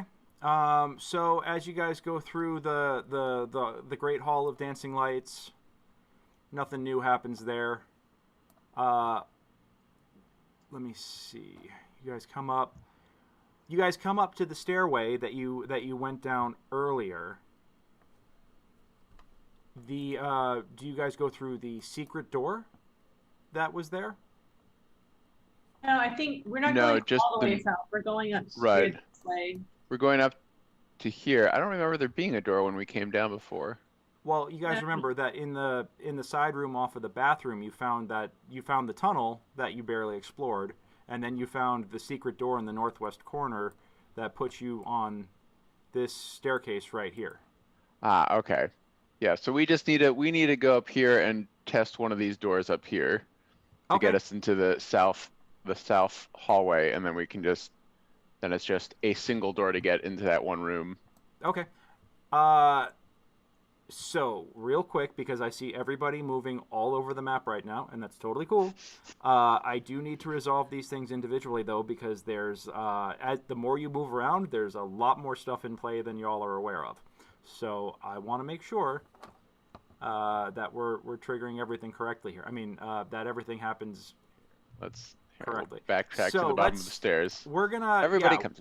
I'm trying to figure out. I'm forgetting a little bit where we are on the map. I think we're probably. My assumption is we're traveling in battle formation, not just kind of willy-nilly. Since we know that there are invisible creatures who need to be honey-caked, and we are all a little bit forgetful of the layout of the map, but we know generally the path we're going to take. Okay, so Feld is up front, I'm in the back, everybody else is in a mix in the middle. well, right now I've got Wookie, Birch, and Tara all the way at the other end of the hall, so I want to... God damn it, Wookie, Birch, and Tara! Because, well, I'm pretty sure the most direct way is to take this stairway to the north. I thought I was just following the crowd. I'm sorry. On the north of us. I could be wrong. I don't know how to pull up the No, map. no, I mean, you're right. I was just going for the nearest doorway, which is further back in that corridor. We can All right, whichever so you would prefer. If you guys are all at the reflecting pool at the south end of the grand hallway here, yeah, talk it out, figure out which way you guys want to go, then let me know, and we'll go in that direction. Birch wants to go north. Sarah Tucks at Games in the Twitch chat feed says, to the north! To the north it is. We'll go take the stairs and head out through that door. All right. So Feld, why don't you go lead our party? I am, of course, honey caking the whole way and make sure my bucket is full and filling it from Earl. Your bucket is full is as full of honey cake mixture as your soul is of righteousness. Of righteousness, yes. And thank you, Sarah, for the suggestion. Now, so they're going to go north. It feels like we interrogated that guy for about an hour, so my giant badger is gone and I am human. Yeah, you guys definitely took your time talking with him, and there's nothing wrong with that. It wasn't that long. It just feels like a long time when you're actually getting to know a stranger that you care about. Yeah, a stranger that becomes a friend. Yeah. Just before he dies. I was offering to kill him just a second. That we befriended along the way. And left to die. I'm human again. So. And left to die. God. All right, so Feld, why don't you take up the lead here? We're gonna head north and then go east. So we're at this. Are we at this the stairwell? That's we're not gonna. Right? We're not gonna take that anymore. We're gonna go to the end of this hallway and then go to the right. There's a straight shot to a door. So all right, so you guys are going up this direction here. Okay, cool. Correct. All right. So you guys come up to the north end. I'm gonna put everybody just in a formation for easy movement here. Feld in the in the front, Brick in the back. Honey caking as we go. Honey caking as we go. Honey. It doesn't work. Somebody give me a good honey caking song. Anybody in the chat wanna give me some lyrics to a honey caking song? It's a honey cake. I'm flicking, just flicking it all the way out. It's a honey. Stop. I will beat you to death with my Warhammer. It's a multi-use. This is where it really, comes into play. It's a utilitarian song. Guys, I have it. Oh. If I knew you were invisible, like honey cake, honey cake. Honey cake, if I knew you were invisible at honey cake, how'd you do? You're welcome. Love it. All right.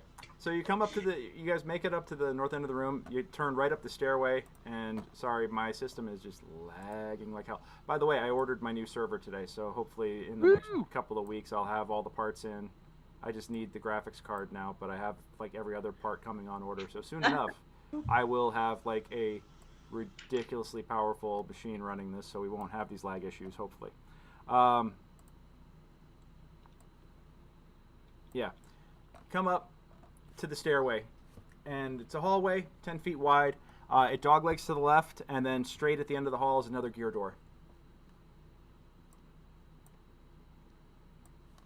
What letter's on it? It is identified as a D like dog. Oh,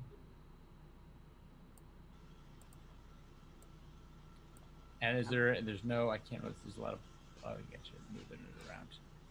Yeah, I'm still does there appear to be any holes in the walls or anything that would nothing bypass it?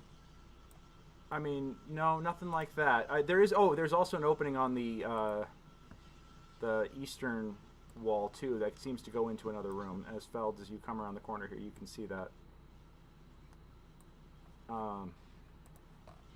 Let me get the rest of I think, if I recall the map correctly, I think we continue to go down through this door, and then I think we hang a left and go down a long hallway. Where did all you people go? There you go. Yeah, so we go all the way down to the end of this hallway, and we'll open up to a room and go north again. Yeah. Okay. all right. I guess I'll attempt to disarm a trap. Yeah, okay, so you want to attempt to disarm it? Cool.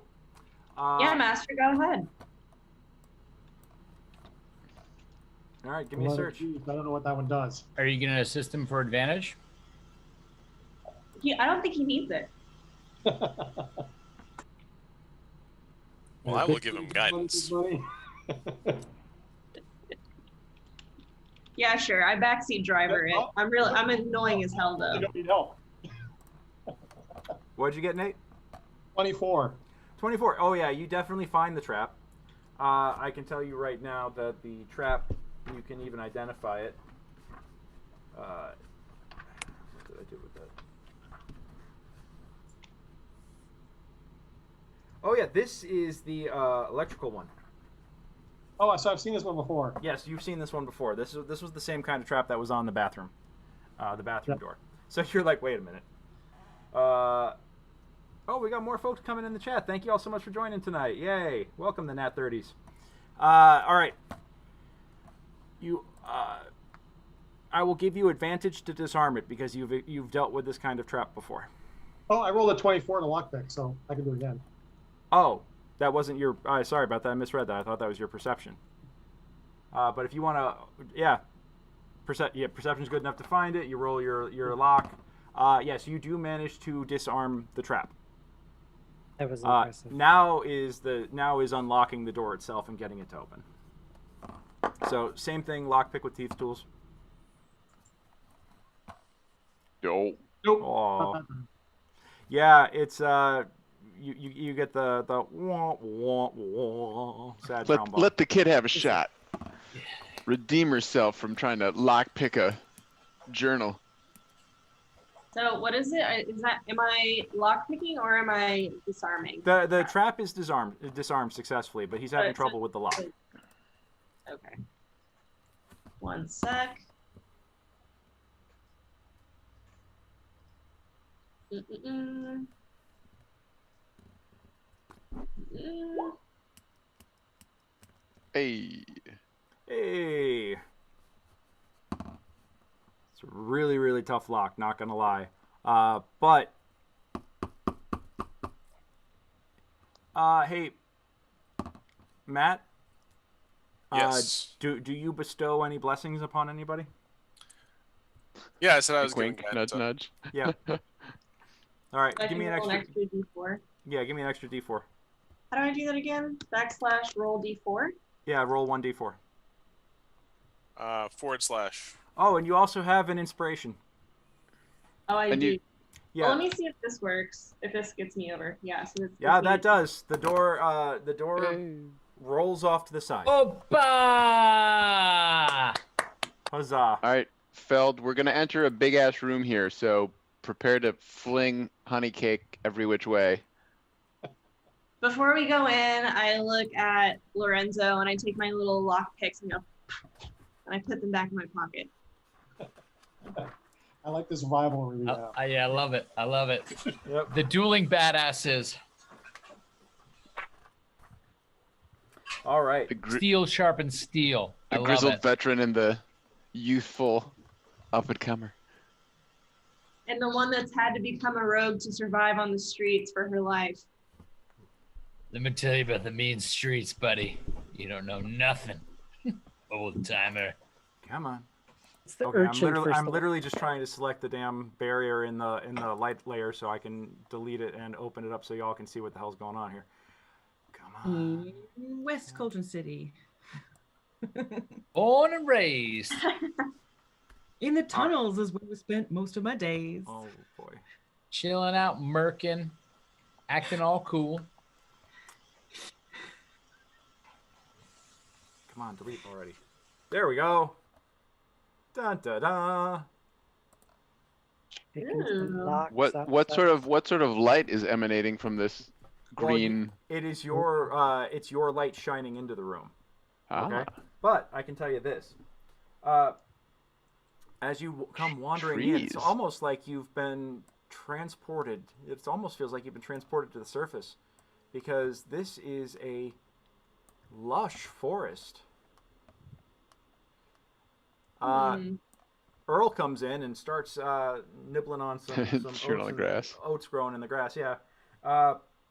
This section of the dungeon looks like a small forest. 4 great trees sprout from the grassy floor, their leafy crowns fanning out over 20 feet overhead to form a roof of deciduous leaves through which rays of sunshine filter. Oh, there's natural light in here as well. Somehow I missed that when I was doing my lighting prep. My fault. Yes, brambles and thickets form impassable walls, although bramble archways set into the north and south walls lead to dark passages and chambers beyond. 2 mounds of stony rubble flank a hole in the middle of the east wall that appears to be a natural tunnel through the underbrush. A gentle zephyr causes leaves to rustle and birds chirp merrily in the boughs above. So over here is where there's the hole in the wall with the rubble on either side. It looks like something kind of bore through there. How is there a breeze in here? probably from that hole in the wall, or where the sun's coming. The Yep. sunlight's coming. Yeah, hole in the wall. Birch, and- do you and/or- do you recognize these types of trees? Is there anything special or unique? Are they especially large, especially old? Anything that you note about them as a druid? I would love to answer that. I'm not overly familiar with trees that grow underground as if they're above ground, but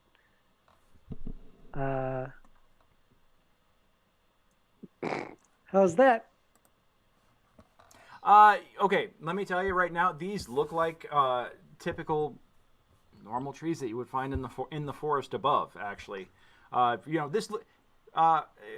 you're looking around and you feel like you've been transported home. Essentially, these are all just like what you live in. But as you're examining things, you recognize that it's all an illusion. None of it's real. Oh, damn. So all my honey cake is just phasing through these trees? Oh no! To you, it looks like it's splatting on the on solid objects. It's Can I go up and try to touch a tree and see if it's solid? Give me a wisdom save, please. Oh, a wisdom save. So That's not good. it potentially can feel solid. That's how That's strong the illusion not is. good. Oh, that's not bad. 16. Yeah, I mean, you're looking at this and it's like, this seems pretty solid. But as you start to disbelieve and see through the illusion, it's like, oh, okay. You get the impression that this is gnomish, created by gnomish magic, which is why you can see the sunlight. You know, there's certain parts of this, and like the breeze is like a prestidigitation. It's all magical in nature, is what you're figuring out. It all is real enough, but it's not like you're going to be able to eat any fruit off of any of these trees and have sustenance. It's not like you're able to. Okay. You know, it's like a permanent illusionary terrain is the best way to describe it. So whenever I touch the tree, does it feel like stone? Is it just like more of whatever else this cavern is made of? The more you feel it, the more it feels like, instead of like a solid object, the more it feels like almost like you're sticking your hand in an electrical field. Oh. So this is all just this is just structured magic, basically. Essentially, it's an empty room, with 3D. Yeah. Okay. Yeah. So right, I mean, well, you can feel that you're actually impacting on something, but what you're impacting on is not actual wood. Once you kind of like think that, oh wait, this can't be real, and you really like think about what your body is processing, you feel like I said, everything feels like it's got like a charge to it as you touch it, and wood would not normally have like a magical or like an electrical sensation, like it makes the hair on the back of your skin kind of stand up. Computer, end program. We've secretly been playing a sci-fi RPG. We never knew. Nate says that you guys are on the holodeck. Right. Yeah. Well, we need it. So we've only got one more door ahead of us, which is. And you find that Commander Riker has been standing in the back corner watching everything happen, and as you all fade out, he goes back to the bridge of the Enterprise. So. Wait, we were the illusions all along? Yeah. No. Did anybody else ever see the series finale of Enterprise? No? Okay. All right. Well. I don't know if I did. So we need to continue heading north. Was that the one with Jonathan Frakes? No, that was Next Generation. Enterprise. No. He did a cameo on Enterprise. On Enterprise in the series finale. Okay. Yeah, I have seen. Yes, that is the one that I'm referring to. Yep. I appreciate that Lauren got the reference. Did anybody in the chat get the reference that I just made, or because I'm getting blank looks from everybody else here, and I feel like I've really overplayed my geek cred at the moment. Myself and the people in the chat are pretending that we're on a HGTV show. Dungeon Flippers. Okay, I love that, and we need to make that a series. But we're going to continue with first you have to finish cleaning the dungeon out, and then you can worry about flipping it.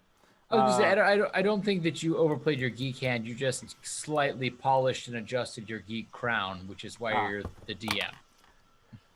Well, thank you. I appreciate that. I think. Guys, are we interested in checking out the tunnel and seeing what direction the tunnel goes? We've only got one door left, so I would try the main route first, and if that becomes an issue, we can double back and see if. Is it a locked gnomish door? It is. Oh, I don't know. Well, we haven't seen it, but it is a door. Yes, it is a noted door. Up here is an open passageway. Right, but to get into the room, we have a door. I don't know if it's open or not, so it may very well be that this tunnel will lead to that room, but I figured we could try and see if they've opened the door anyways.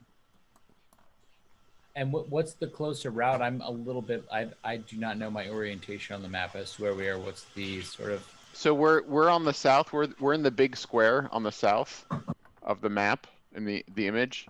and we're Okay. going due east, we've got that one little rectangle, upright rectangle to walk through, and then there's Gotcha. that reverse This P. is the map that they're referring to, by the way, for folks in the chat. So this is what they're referring to. We got that reverse P with the square off of it, and then we've got the other kind of rectangle with a little extra thing before we get to that. Right. So it's just that one room and a Isolated one. doorway, and they're in the P. So either this trap door leads, I'm guessing, to the end of that vertical hallway in the southeast, or maybe to that room at the bottom of the P, if they were trying to avoid doors themselves.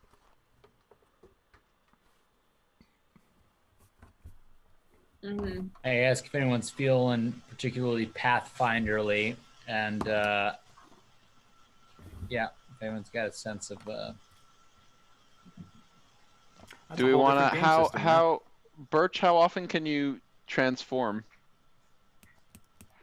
Well, we haven't rested in a while, have we? We have not. You have not. We have not done any short rests. We have not done any long rests. Because I've been a mule and a giant badger, which means I can't do squat. Okay. You're So stuck you're with telling me this. you can't even be a one-trick pony right now? Oh, I am you're a fired. You're fired. I am a two-trick pony, and you've seen them both. So since we have, correct me if I'm wrong, but we don't have anybody with night vision. So I think if we can't, if we don't have that and we can't all have the half elves have it. I correct Dark you. vision. We're wrong. I have Yeah. dark vision. Yeah. All right. Well, do we can send Tara Firth by herself down Terra Firith. Tara, down the carved out tunnel to see where that goes and come back and report, Sure. Okay. and then make a decision as to whether or not to head down this hallway. I think we'll have a better chance of catching them unawares if we do the main rooms with lighting and a closed door than going down a tunnel with torches. Does Felly want to come with me? Yes, I will go with you. Do you have All right. Did you say dark vision? Feldricken or I Felian? said Fellian. Felian. Fellian. Oh. Okay. Felian kind of looks at you and He has says, dark vision, right? Sure. Does he They're have all- dark vision? He's a half-elf. Then yes. So then Yes. yes. So the rest of us can guard doorways while you guys do Okay. recon. So who goes first? So- In our two-person marching order, who goes first? I'm gonna take this doorway. I'll go first. Okay. I was going to say, if you want, I can kind of be your shield right in front of you, guiding me as your meat puppet. As it were. I think this is better as a stealth mission. Okay. You can't. All right. This is probably better. As, All right. soon as, So as soon as Tara and Felian go in the tunnel, I'm like, they're probably gonna make out. yeah. Okay. So you guys get into the tunnel, and it branches left and right.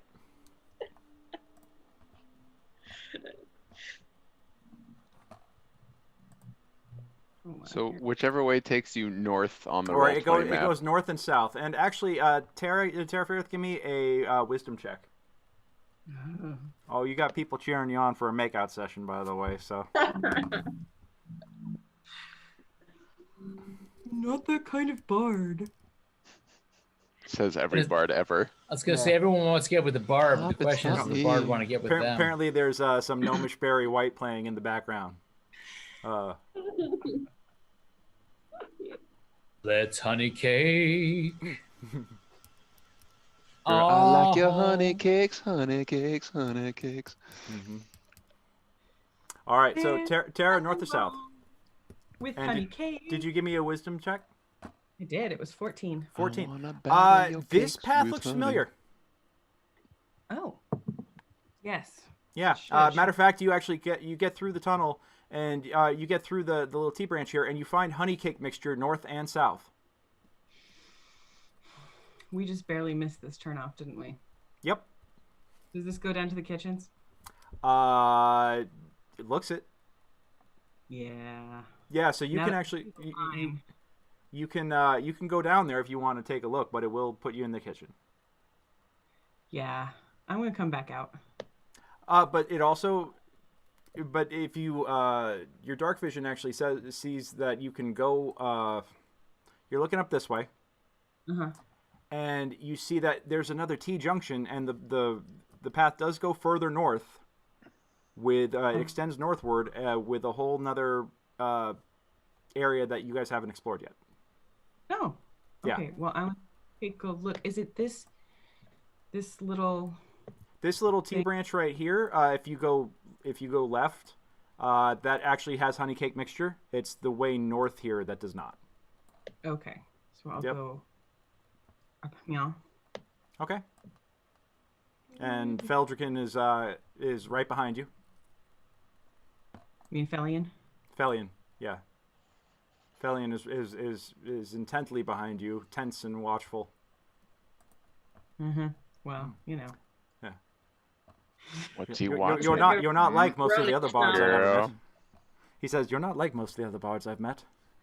He hates to see me leave, but he loves to watch me go. Well, he's sticking to you like glue right now because he doesn't want to get left alone in this place. Like honey? You guys come through another. You emerge from a hole and pop out here. Okay. And let me tell you what you see. Please. Suddenly, he's not wearing pants. No, I'm kidding. Can your dark vision see this? Hey. Oh no, he's got the vanishing. It's okay. Somehow my to lots pants of must have men. been affected. I don't know. Honey cake this. Oh, honey, that cake. Ew. As you're looking that up, I'm going to quietly meditate in our room of fake nature because I haven't been around trees for so long. And I'm going to attempt to druid craft to help the tree buds bloom and blossom, but it's not going to work, I assume, because it's electricity and magic. Gotcha.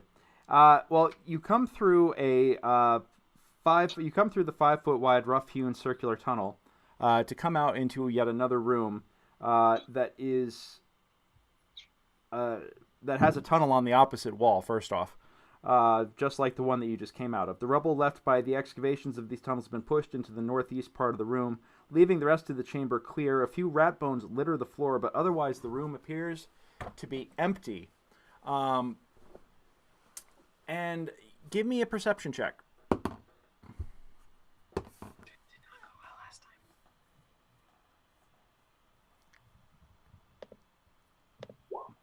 Nice. Okay. I'm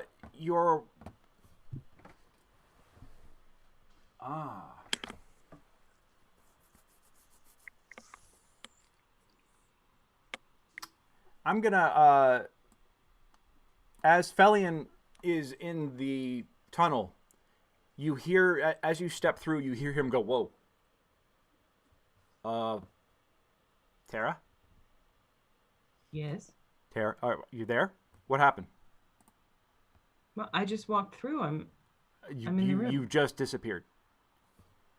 And he slowly, gingerly reaches his hand through and goes, "Oh."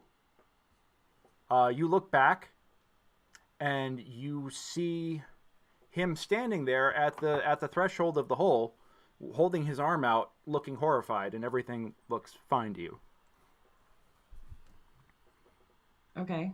Yeah. Come through the door. It's fine. Okay. Oh, you are there. Okay, that's weird. You would not have noticed this, but go step back through that side and then turn around and look at me. You go through, you turn around, he's gone. I'm on the east bank. I'm on the west bank. And you step on through a threshold and he's there. And you look and you can actually see a couple of rocks that when you look at them, when you're within a certain position, you see them quite clearly. But when you're standing inside the threshold or inside the wall or in the hole in the wall and you look down, they're like half there, half not. Huh. That's Okay, and chat is now calling for us to start for all of the gnomish faithful to start worshiping Keebler, the god of the minor deity of honeycakes. So I'm just saying. I think It's a new religion. Feld might wind up having to renounce Helm and start worshiping Keebler at this rate. So he's yeah. All right. So yeah, Felian is like, what the hell? No, he's still looking at everything like this is weird. It all depends on their dental package. Okay. Interesting. Mm-hmm. So I'm gonna just maybe walk around the room and see if I see anything else. All right. Like if I need you to go square by square for me. Pardon me. Okay. All right. So I started here. It's gonna be like that. Okay. I'm gonna go over here. Okay. Stop right there. As you step, first off, you see the hallway, and you can actually look directly down into the room with everybody else. So you can actually see this hallway, this stairway, and you look down, and there's everybody hanging out in the forest. Okay? It's to the south. You see another opening, a passageway to the north, and you see, of course, the tunnel entrance right over here. Mm-hmm. As you... Tell me I was smart enough to set that up. Kind of. All right. You were smart enough to set that up.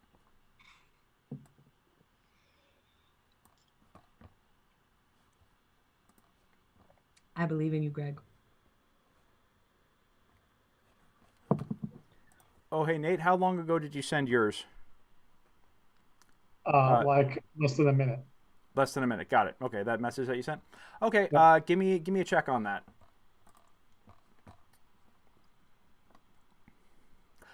Yeah, you find something, but I will. Let me tell you. What you find is you are suddenly distracted by the sound of. Tara, you're still moving around. You turn around and Felian has disappeared again. So you've crossed through whatever threshold there is of whatever event horizon is happening within this room. Walking through a wrinkle in time. Kind of. And I'm just trying to pull up something real quick. Do you keep moving? Which way do you want to go? I would like to go this way. Okay, stop right there. As you take a step forward, you hear something yell out in Gnomish. Oh, that's right. I'm in the wrong overlay. I wish I could set this up that only you could see it, but apparently I'm not that good. You see a dark a creature like what you guys had been fighting earlier. Simple And you see him, recognition. and he actually makes a yell. Damn it. And suddenly, this How do I great... Shoot him in What's the that? throat. Is he wearing a cloak? How do I see him? Oh, you stepped into another... You turn around, and Felian is still disappeared, but but as you step forward, you suddenly see him appear. Like, yeah. Ah, Okay. I did have that. Good. And you see a large, shiny, metallic-looking thing. Mhm. And this guy says something. Do you speak Gnomish or no? No. Okay. Perfect. He's got a golem.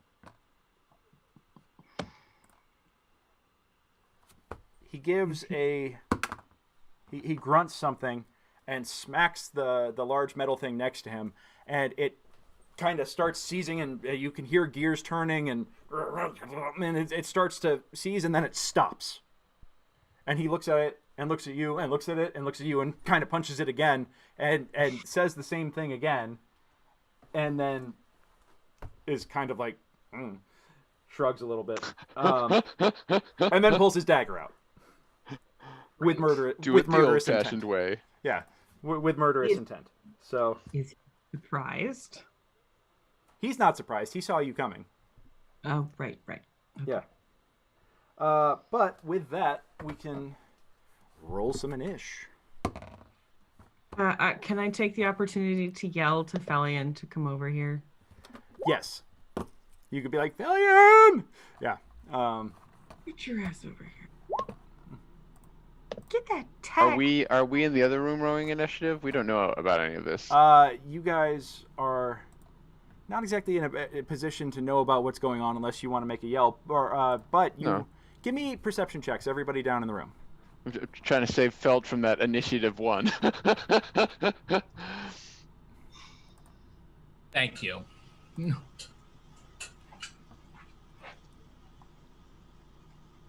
Maybe Okay. Brick heard it.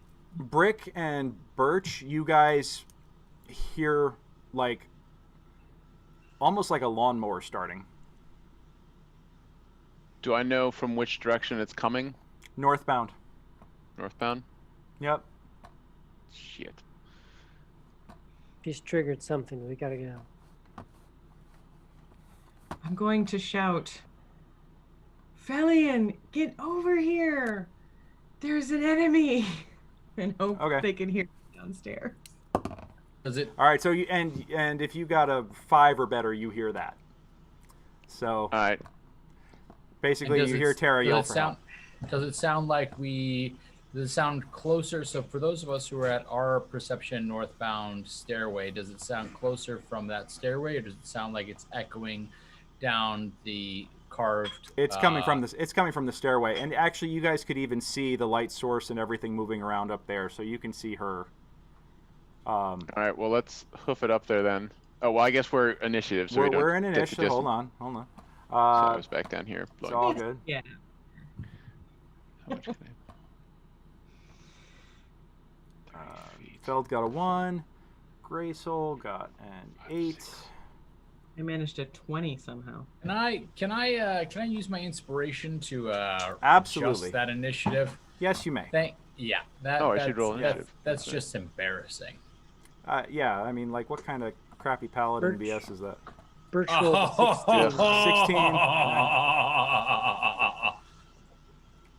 16. I got a 16. I rolled a natural 20 with my -1. As good as it gets. Yeah. So with that, I roll and I bellow out, "Form up!" All right. Perception. Perception initiative. Birch got. We've been down here so long. For some do-gooding. I don't even remember why I'm at half health. I know something bad happened. I think it was 12 days ago. The Strangler. You tussled with the Strangler. I don't. Wookie, what's your initiative? Oh, you got Wookie. Did you heal yourself after we dealt with the 4 I think it was lurkers? that first room, man. Yeah. Because there hasn't been much healing going around. I mean, and Felian has used his healing so far. So. Hey, Greg. Yes. Can they see the Zoom chat? No, they can't. Okay. It's just us coming up with lyrics for honey cake songs. Yeah, it's just for us. First of all, everyone needs to have to switch up on another screen because you. I'm gonna figure out a way to get you guys into the chat here so you guys can see. I think the thing is that you guys just have to have, but I don't want you guys having the stream up. So if you want, you can. We'll figure it out. I think Nate does win with the best lyrics so far of you. Oh, sugar pie, honey cakes. You know that I fling you. I can't help myself. I fling you at somebody else. All right. Ba, ba, ba, ba. I'm going to give you both inspiration for that, simply because Lorenzo for coming up with them and Feldricken for such a dynamite performance. And then who did the one that was based on Sweet Caroline? Because I'm seeing so good in the chat. That was also Paul. Paul? Okay. Yeah. Oh, I love it. There's a point of exhaustion. Finding fiends never felt so good, so good, so good. Excellent. Yes. No. I wish I could give you double inspiration, sir, but you've already got it once. So. As a very, very long time bartender, there's no way I can't put Sweet Caroline into something. How about this? I will let you award inspiration to somebody else because you've got the extra point. You just can't keep it. Well, I think because Amanda said Sweet Caroline, that was the inspiration. I must bestow it onto her. Excellent. I already have inspiration for having a dog on stream earlier, so. Well, then you can pass it on to who you see fit. I'll give it to who else has had a good lyric. Tara Firith, Lauren. Lauren's been whipping them out. All right, Lauren, you now have inspiration, Lauren, and you are actually the first to act.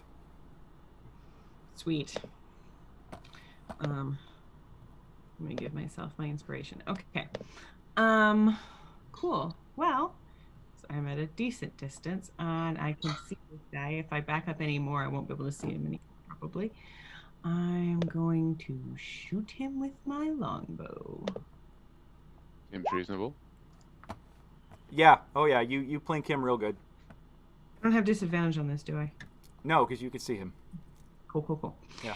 And what are you shooting? Are you shooting the mechanical thing, or are you shooting the little evil guy? The little evil guy. Okay. We don't know that he's evil guy. We've already made that mistake once. Maybe he's just the guy who wants to die alone by himself. Apparently, he wants to die. I can tell you right now. He pulls his dagger out and rears back to lunge at you, and you just thump, thump, thump, and he just snaps back. You put it through his eyeball. His head snaps back, and he hits the ground. Damn. Yep. And you're like, Brute Squad. Yeah. Suck it. He got brooted. He got brooted. And now, yeah. God damn, that was fast. All right, Feldricken, you're up. Sorry, guys. Yep. He is just now wiped off the map. All right. Cool. Well, I heard the call for help, so I'm moving forward. Let's see, honey caking as I go. 1, 2, 3, 4, 5, 6. Yeah. I'm not seeing anything else in front of me, so I might take a double movement. Is for it it. just continuing on down? Yep, it just continues. 3, 4, I think. All right, so you come in, and to your horror, give me a perception check real quick. Okay. To your horror, everything is fine. Yeah. Well, as you come closer. Oh, damn. Yeah, your perception check is quite good. You see the backside of Terra as you're coming up the hallway, and you get to... Where's my mouse? Where did my mouse go? How's it looking? You know.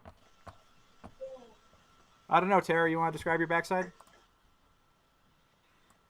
One word. Yeah. Glorious. Glorious. No Done. one has pants on over here. What happened? Yeah. So you come up, you come up the stairs here, and you see her backside. But then as you're looking, and you come kind of like around the corner, you only see like half of her. And I'm not talking like horizontal top bottom half. I'm talking like left right front half. Like you see like from her profile. Vertical. Yeah, a vertical half, a vertical. She's standing halfway in between a curtain. Essentially. And over here somewhere, you're hearing like a great metal rumbling that you don't really comprehend what it could be, but you don't see anything. Your eyes seem to be betraying you because you could hear something right there. Gotcha. I was going to say it all appears dark to me right now. So, yeah. This is very disappointing because I was hoping that all you could see was like my badonkadonk just hovering midair with nothing around it. If that's what you want, then we will go for it. Then all you see is just that tight I just see barred your ass hanging out. Your nagas, and I'm like, I would recognize those anywhere. That'll require a dex check to get just the ass. Yeah, no dex check required. That's an automatic success in my book. Yeah, and you totally you totally booty clap and bring the thunder, and that's what brings this guy down. So, You know, just a great clap of like bam and dead. And oh yeah, before I forget, Terafia brings the base section wherever Yep. she goes. Birch. Actually, no wait. Felian out of nowhere steps up next to you, and just like appears out of nowhere, from what you can tell. He said, "There's some sort of invisibility field here," is what he says. Birch, you're up. Sure. Let's see how far I can get. Not very, I suspect. Hey Otto, how many ex-wives? If that was what your first ex-wife said, how many exes do you have? Honest question, because that's a hell of a context. That would have been the time to cast Thunderclap for the amazement of the paladin. Yeah, agreed. All right. Sorry about that. I got distracted, Birch. I'm gonna have to double move. You're gonna double move? Okay. So yeah, you come running up the stairs here. That's as far as I can go. All right, Wookie.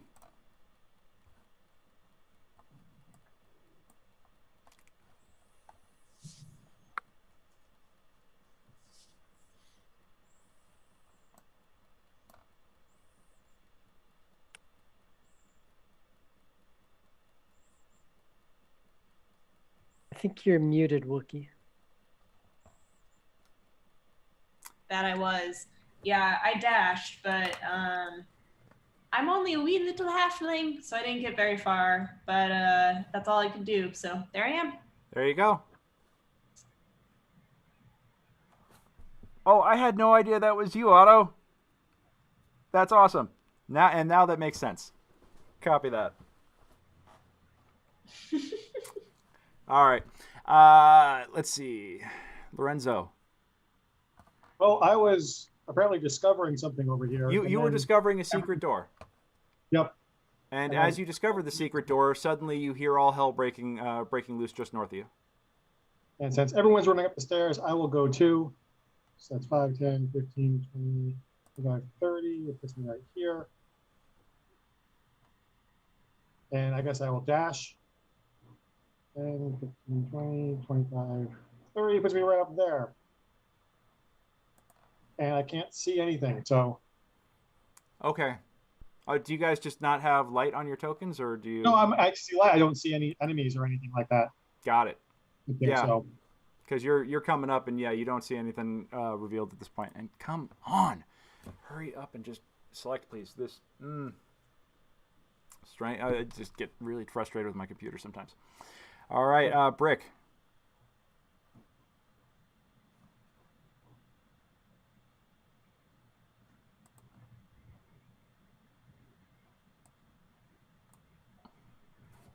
Rick, you're muted.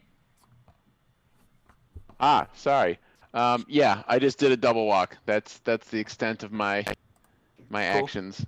Graysoul. All right, I think I'm gonna have to start making my way up the stairs as well. Let's see. There with a movement, and I will dash.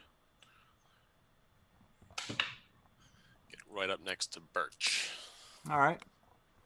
Keygan comes running up, and he's got Earl with him on the string, or on he's got him leading him up, but he's intentionally like lagging behind right now because A, he's got the pack animal, and B, he is scared as hell. All right, and the great clattering continues. And you see it start to move, Tara. It starts to get up and it turns to you, and then takes a lurching step forward and rears back an arm and locks up. I like this robot. He's friendly. Well, I should also mention that it has two gigantic conic spiked cones on the ends of its limbs that look like gigantic power drill bits, is the best way to describe it, that are spinning loudly and violently. Seems like perhaps because we killed its controller, it is in stasis. So maybe we could take control of it. Well, I will. Hey, Keygan.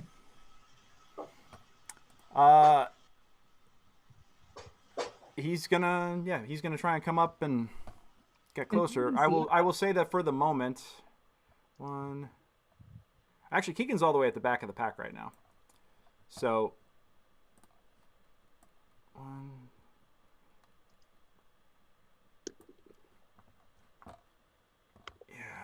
we're gonna just stick him right up here. So he's coming up. He hears the call. He hears his name and comes running up. He says, "Oh, that I think that's one of the automatons. You got to be careful. That thing will kill you." No kidding. There might. Let me see if he knows this.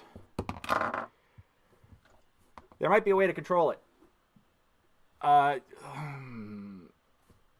Just back up, Tara. Just back up, is what he yells first. And Tara, it is your move in the initiative right now. I will comply. Okay. It does not swing at you as you withdraw. Can I still see it, or am I now behind? You're now outside the threshold. Okay. And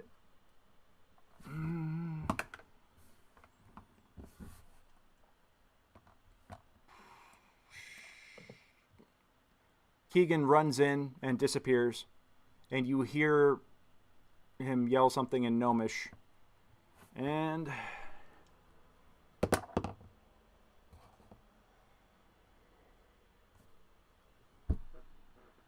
it powers down. Ooh. Yeah, I can't believe I rolled that many fails for it. That's hilarious. Okay. Nice. I need to learn gnomish. Yeah. Doesn't hurt, but yeah. Feld, you asked him to come up and try and see if he could control it, and he successfully managed to. So.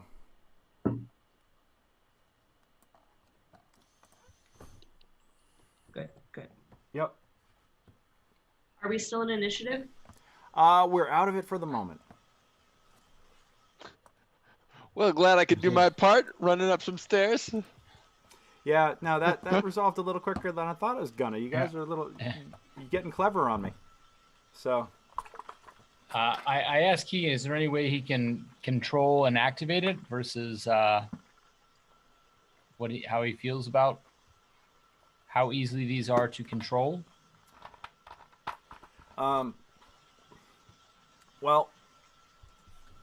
I can try. I don't think this one is terribly reliable, but we could give it a shot. I think it'll listen to me. If it's not killing you right now, then it's listen to one command. But I don't know. I can try.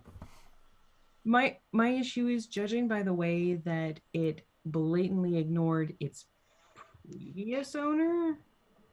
You killed it. You killed the previous owner. That was a creature, not a gnome. So his language may not have been clear enough for the machine to properly understand. Tara, did you hear what it said? I couldn't understand it. Don't repeat it out loud. Give me a wisdom check.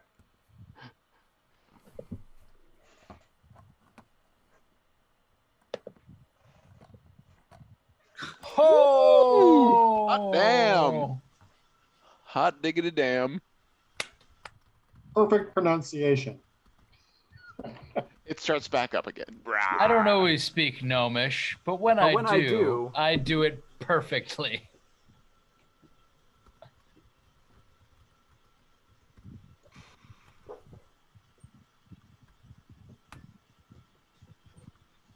So I guess I can. Okay, so I heard the Dark Creeper yell, Terrell Yan Zygic? And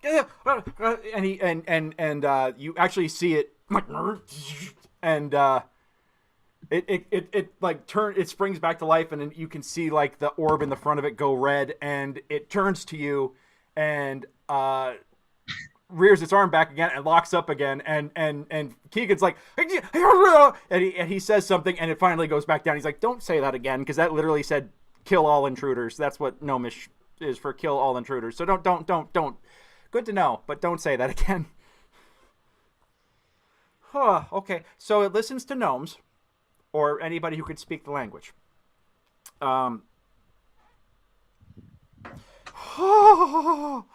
Okay. That's a thing. Okay. Well, it's good to know that it responds to commands. I think it'll listen to us. How big is it?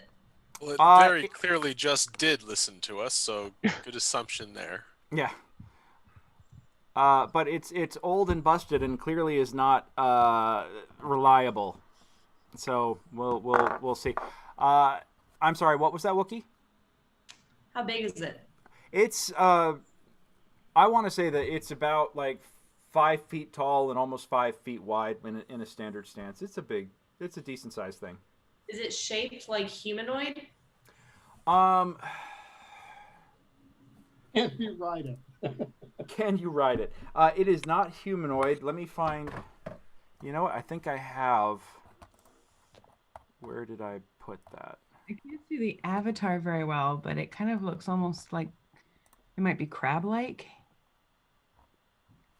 Let me pop in here because I think I stocked the art in, because I did this like a month ago. I think I managed to put the art upload the art for this one. So, oh yes, I did, because I'm like smart and stuff. Come on.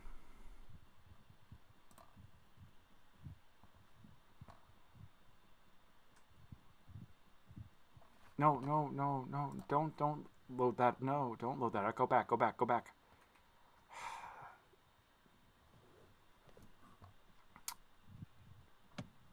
I mean, to cut to the chase, Wookiee's real question is, can she ride it? Yes.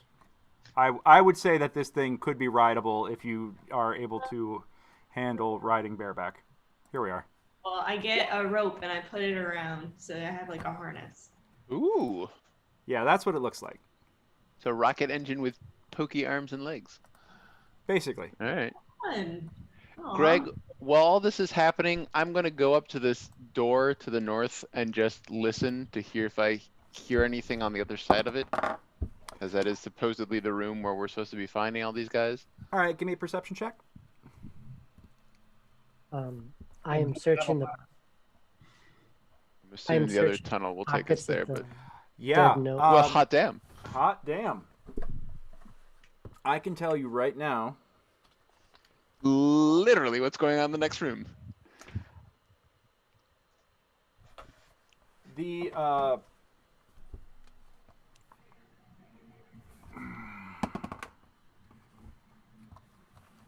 let me make a check here real quick.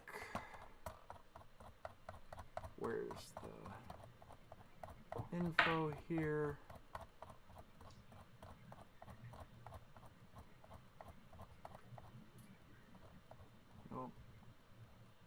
Nope.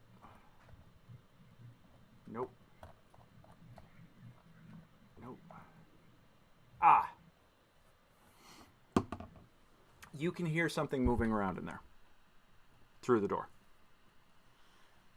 Okay. Does the door have? I assume what's the letter on the door? I will show you. Hold on. See how close y'all been paying attention.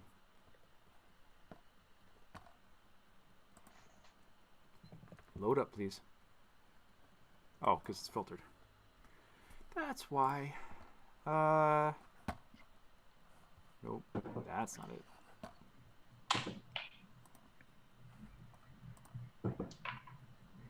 That's the rune on the door.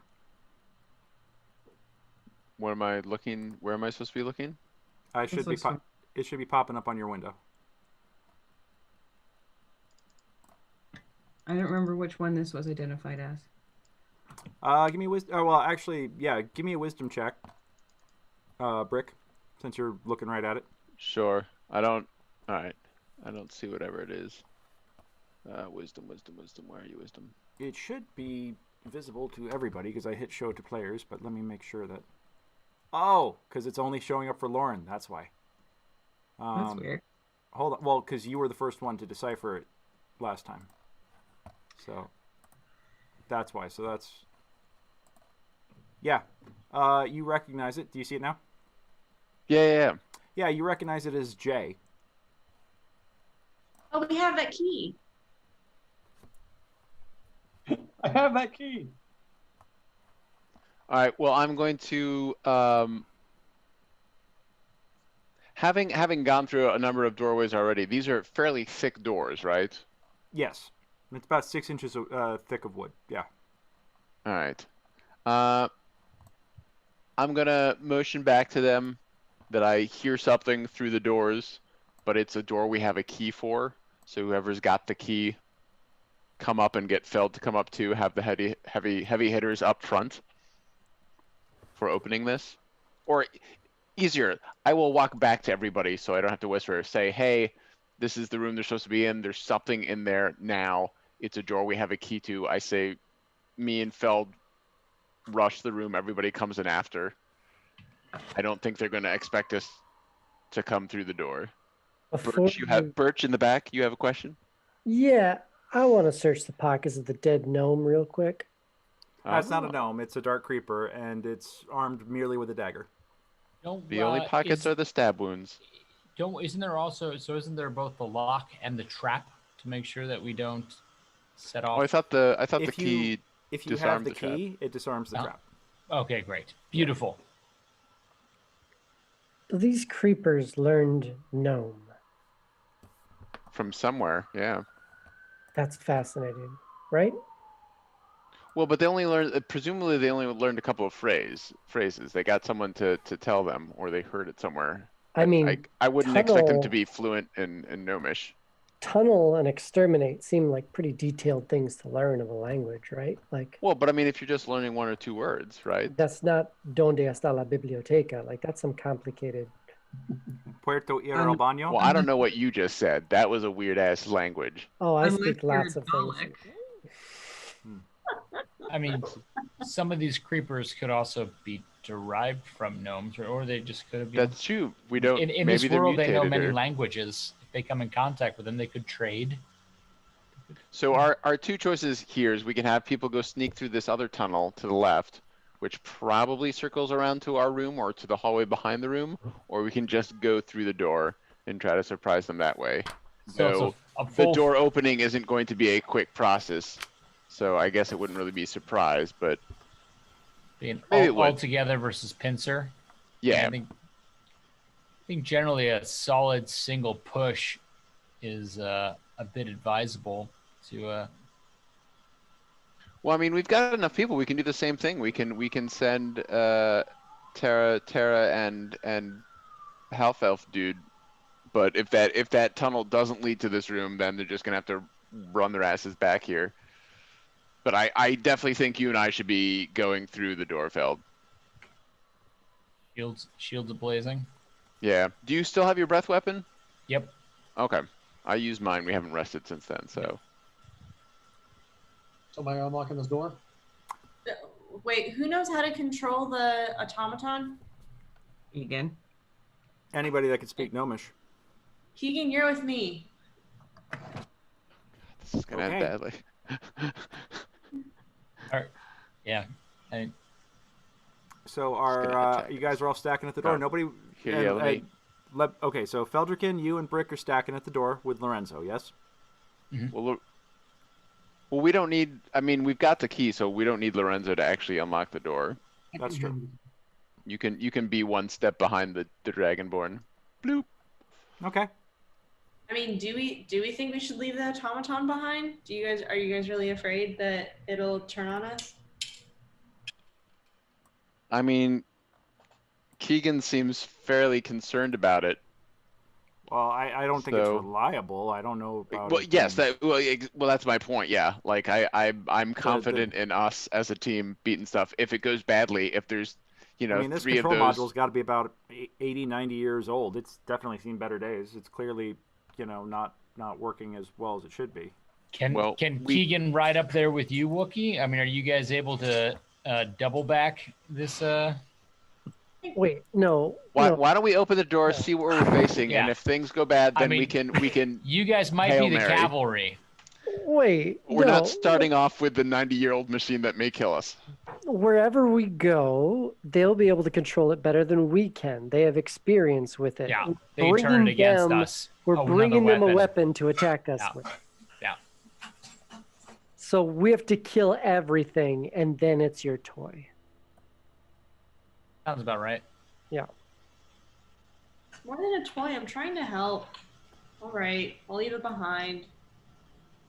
Aww. Okay. You've grown, Spooky. Look, when we get out of here, you can ride that thing down the street of Cauldron City for all I care. Don't make promises. Don't make dangerous promises. All right, I am unlocking this door. Let's do this. You put the key in. It turns the door. The gear shutters and starts to roll back.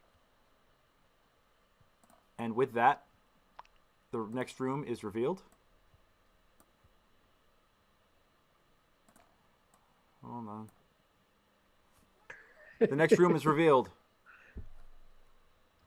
I had it. Come on. The next room is... Yeah, there it is. It's revealed. It's a bunch of stale baguettes. No! Trust me, this encounter is going to take a lot more than 3 minutes and change. So yeah, fair enough. So we're gonna call it here. I'm trying to be very fair to Lauren and to everybody else and holding to the end time. I would love to keep going. What a cliffhanger! Right? What a cliffhanger! Well timed. Yep. Yeah. If only it was a room full of stale baguettes, because Wookie would destroy that room. Your favorite terrain. Wookie can destroy some baguettes. I haven't said what's in there yet, so it might still be. Hold out hope. All right. Well, guys, thank you all so much for hanging out with us tonight. Everybody in the chat, you guys are all incredible. Really appreciate having such an active chat here tonight. Thank you, Amazing Auto. Thank you, Kitten Gamer. Thank you, Laura Croft, VG07. Thank you, Master Mandy. I know you're in the party anyway, but thank you very much for engaging with everybody. I appreciate it, Amanda. Thank you. Sarah Sucks at Games. Yeah, thank you, Sarah Sucks at Games. Thank you, the Nat 30s. Thank you, everybody that just jumped in tonight and was hanging out with us. It was a pleasure chilling with y'all. Hope y'all got to have a great time and have as much fun with this as we did. Brutes, we will be back next Monday. Yeah, and maybe Katha will be catching up with you guys. Who knows? So hopefully, I hope we'll have everybody back next week. It'll be a lot more fun, even if it means more NPCs for me to run. But yeah, so we'll be back next Monday, 7 o'clock for part 9 of Brutes in the Shackled City, Life's Bazaar. And once again, folks, as I mentioned before, I am a dungeon master for hire. I want to run a game for you. Please feel free to look me up at mastermindadventures.com. Under my GM profile is on there. I have Bard Brigade Solves Mysteries as a special one-shot that I'm running at the moment. I also have Jailbreak, which is a perfect introductory adventure for first-time gamers. Hope you guys will all take the opportunities to check these out. Yeah, we'll be back next week. And, also, for the holiday season coming up, even if you don't want a tabletop game, maybe somebody in your life does that you know that might just be interested in checking it out. You can buy a session with me, not just for yourself, but for a friend. And if you use the code GREG5, GREG5, you get 5% off your first table with me. So once again, thank you guys for everything, and I will now leave you to the tender sounds of Auto Dealer. And just... I'm setting up all these great dramatic moments, and then I wind up totally screwing up the delivery here. So, but yes, we'll see you guys next week.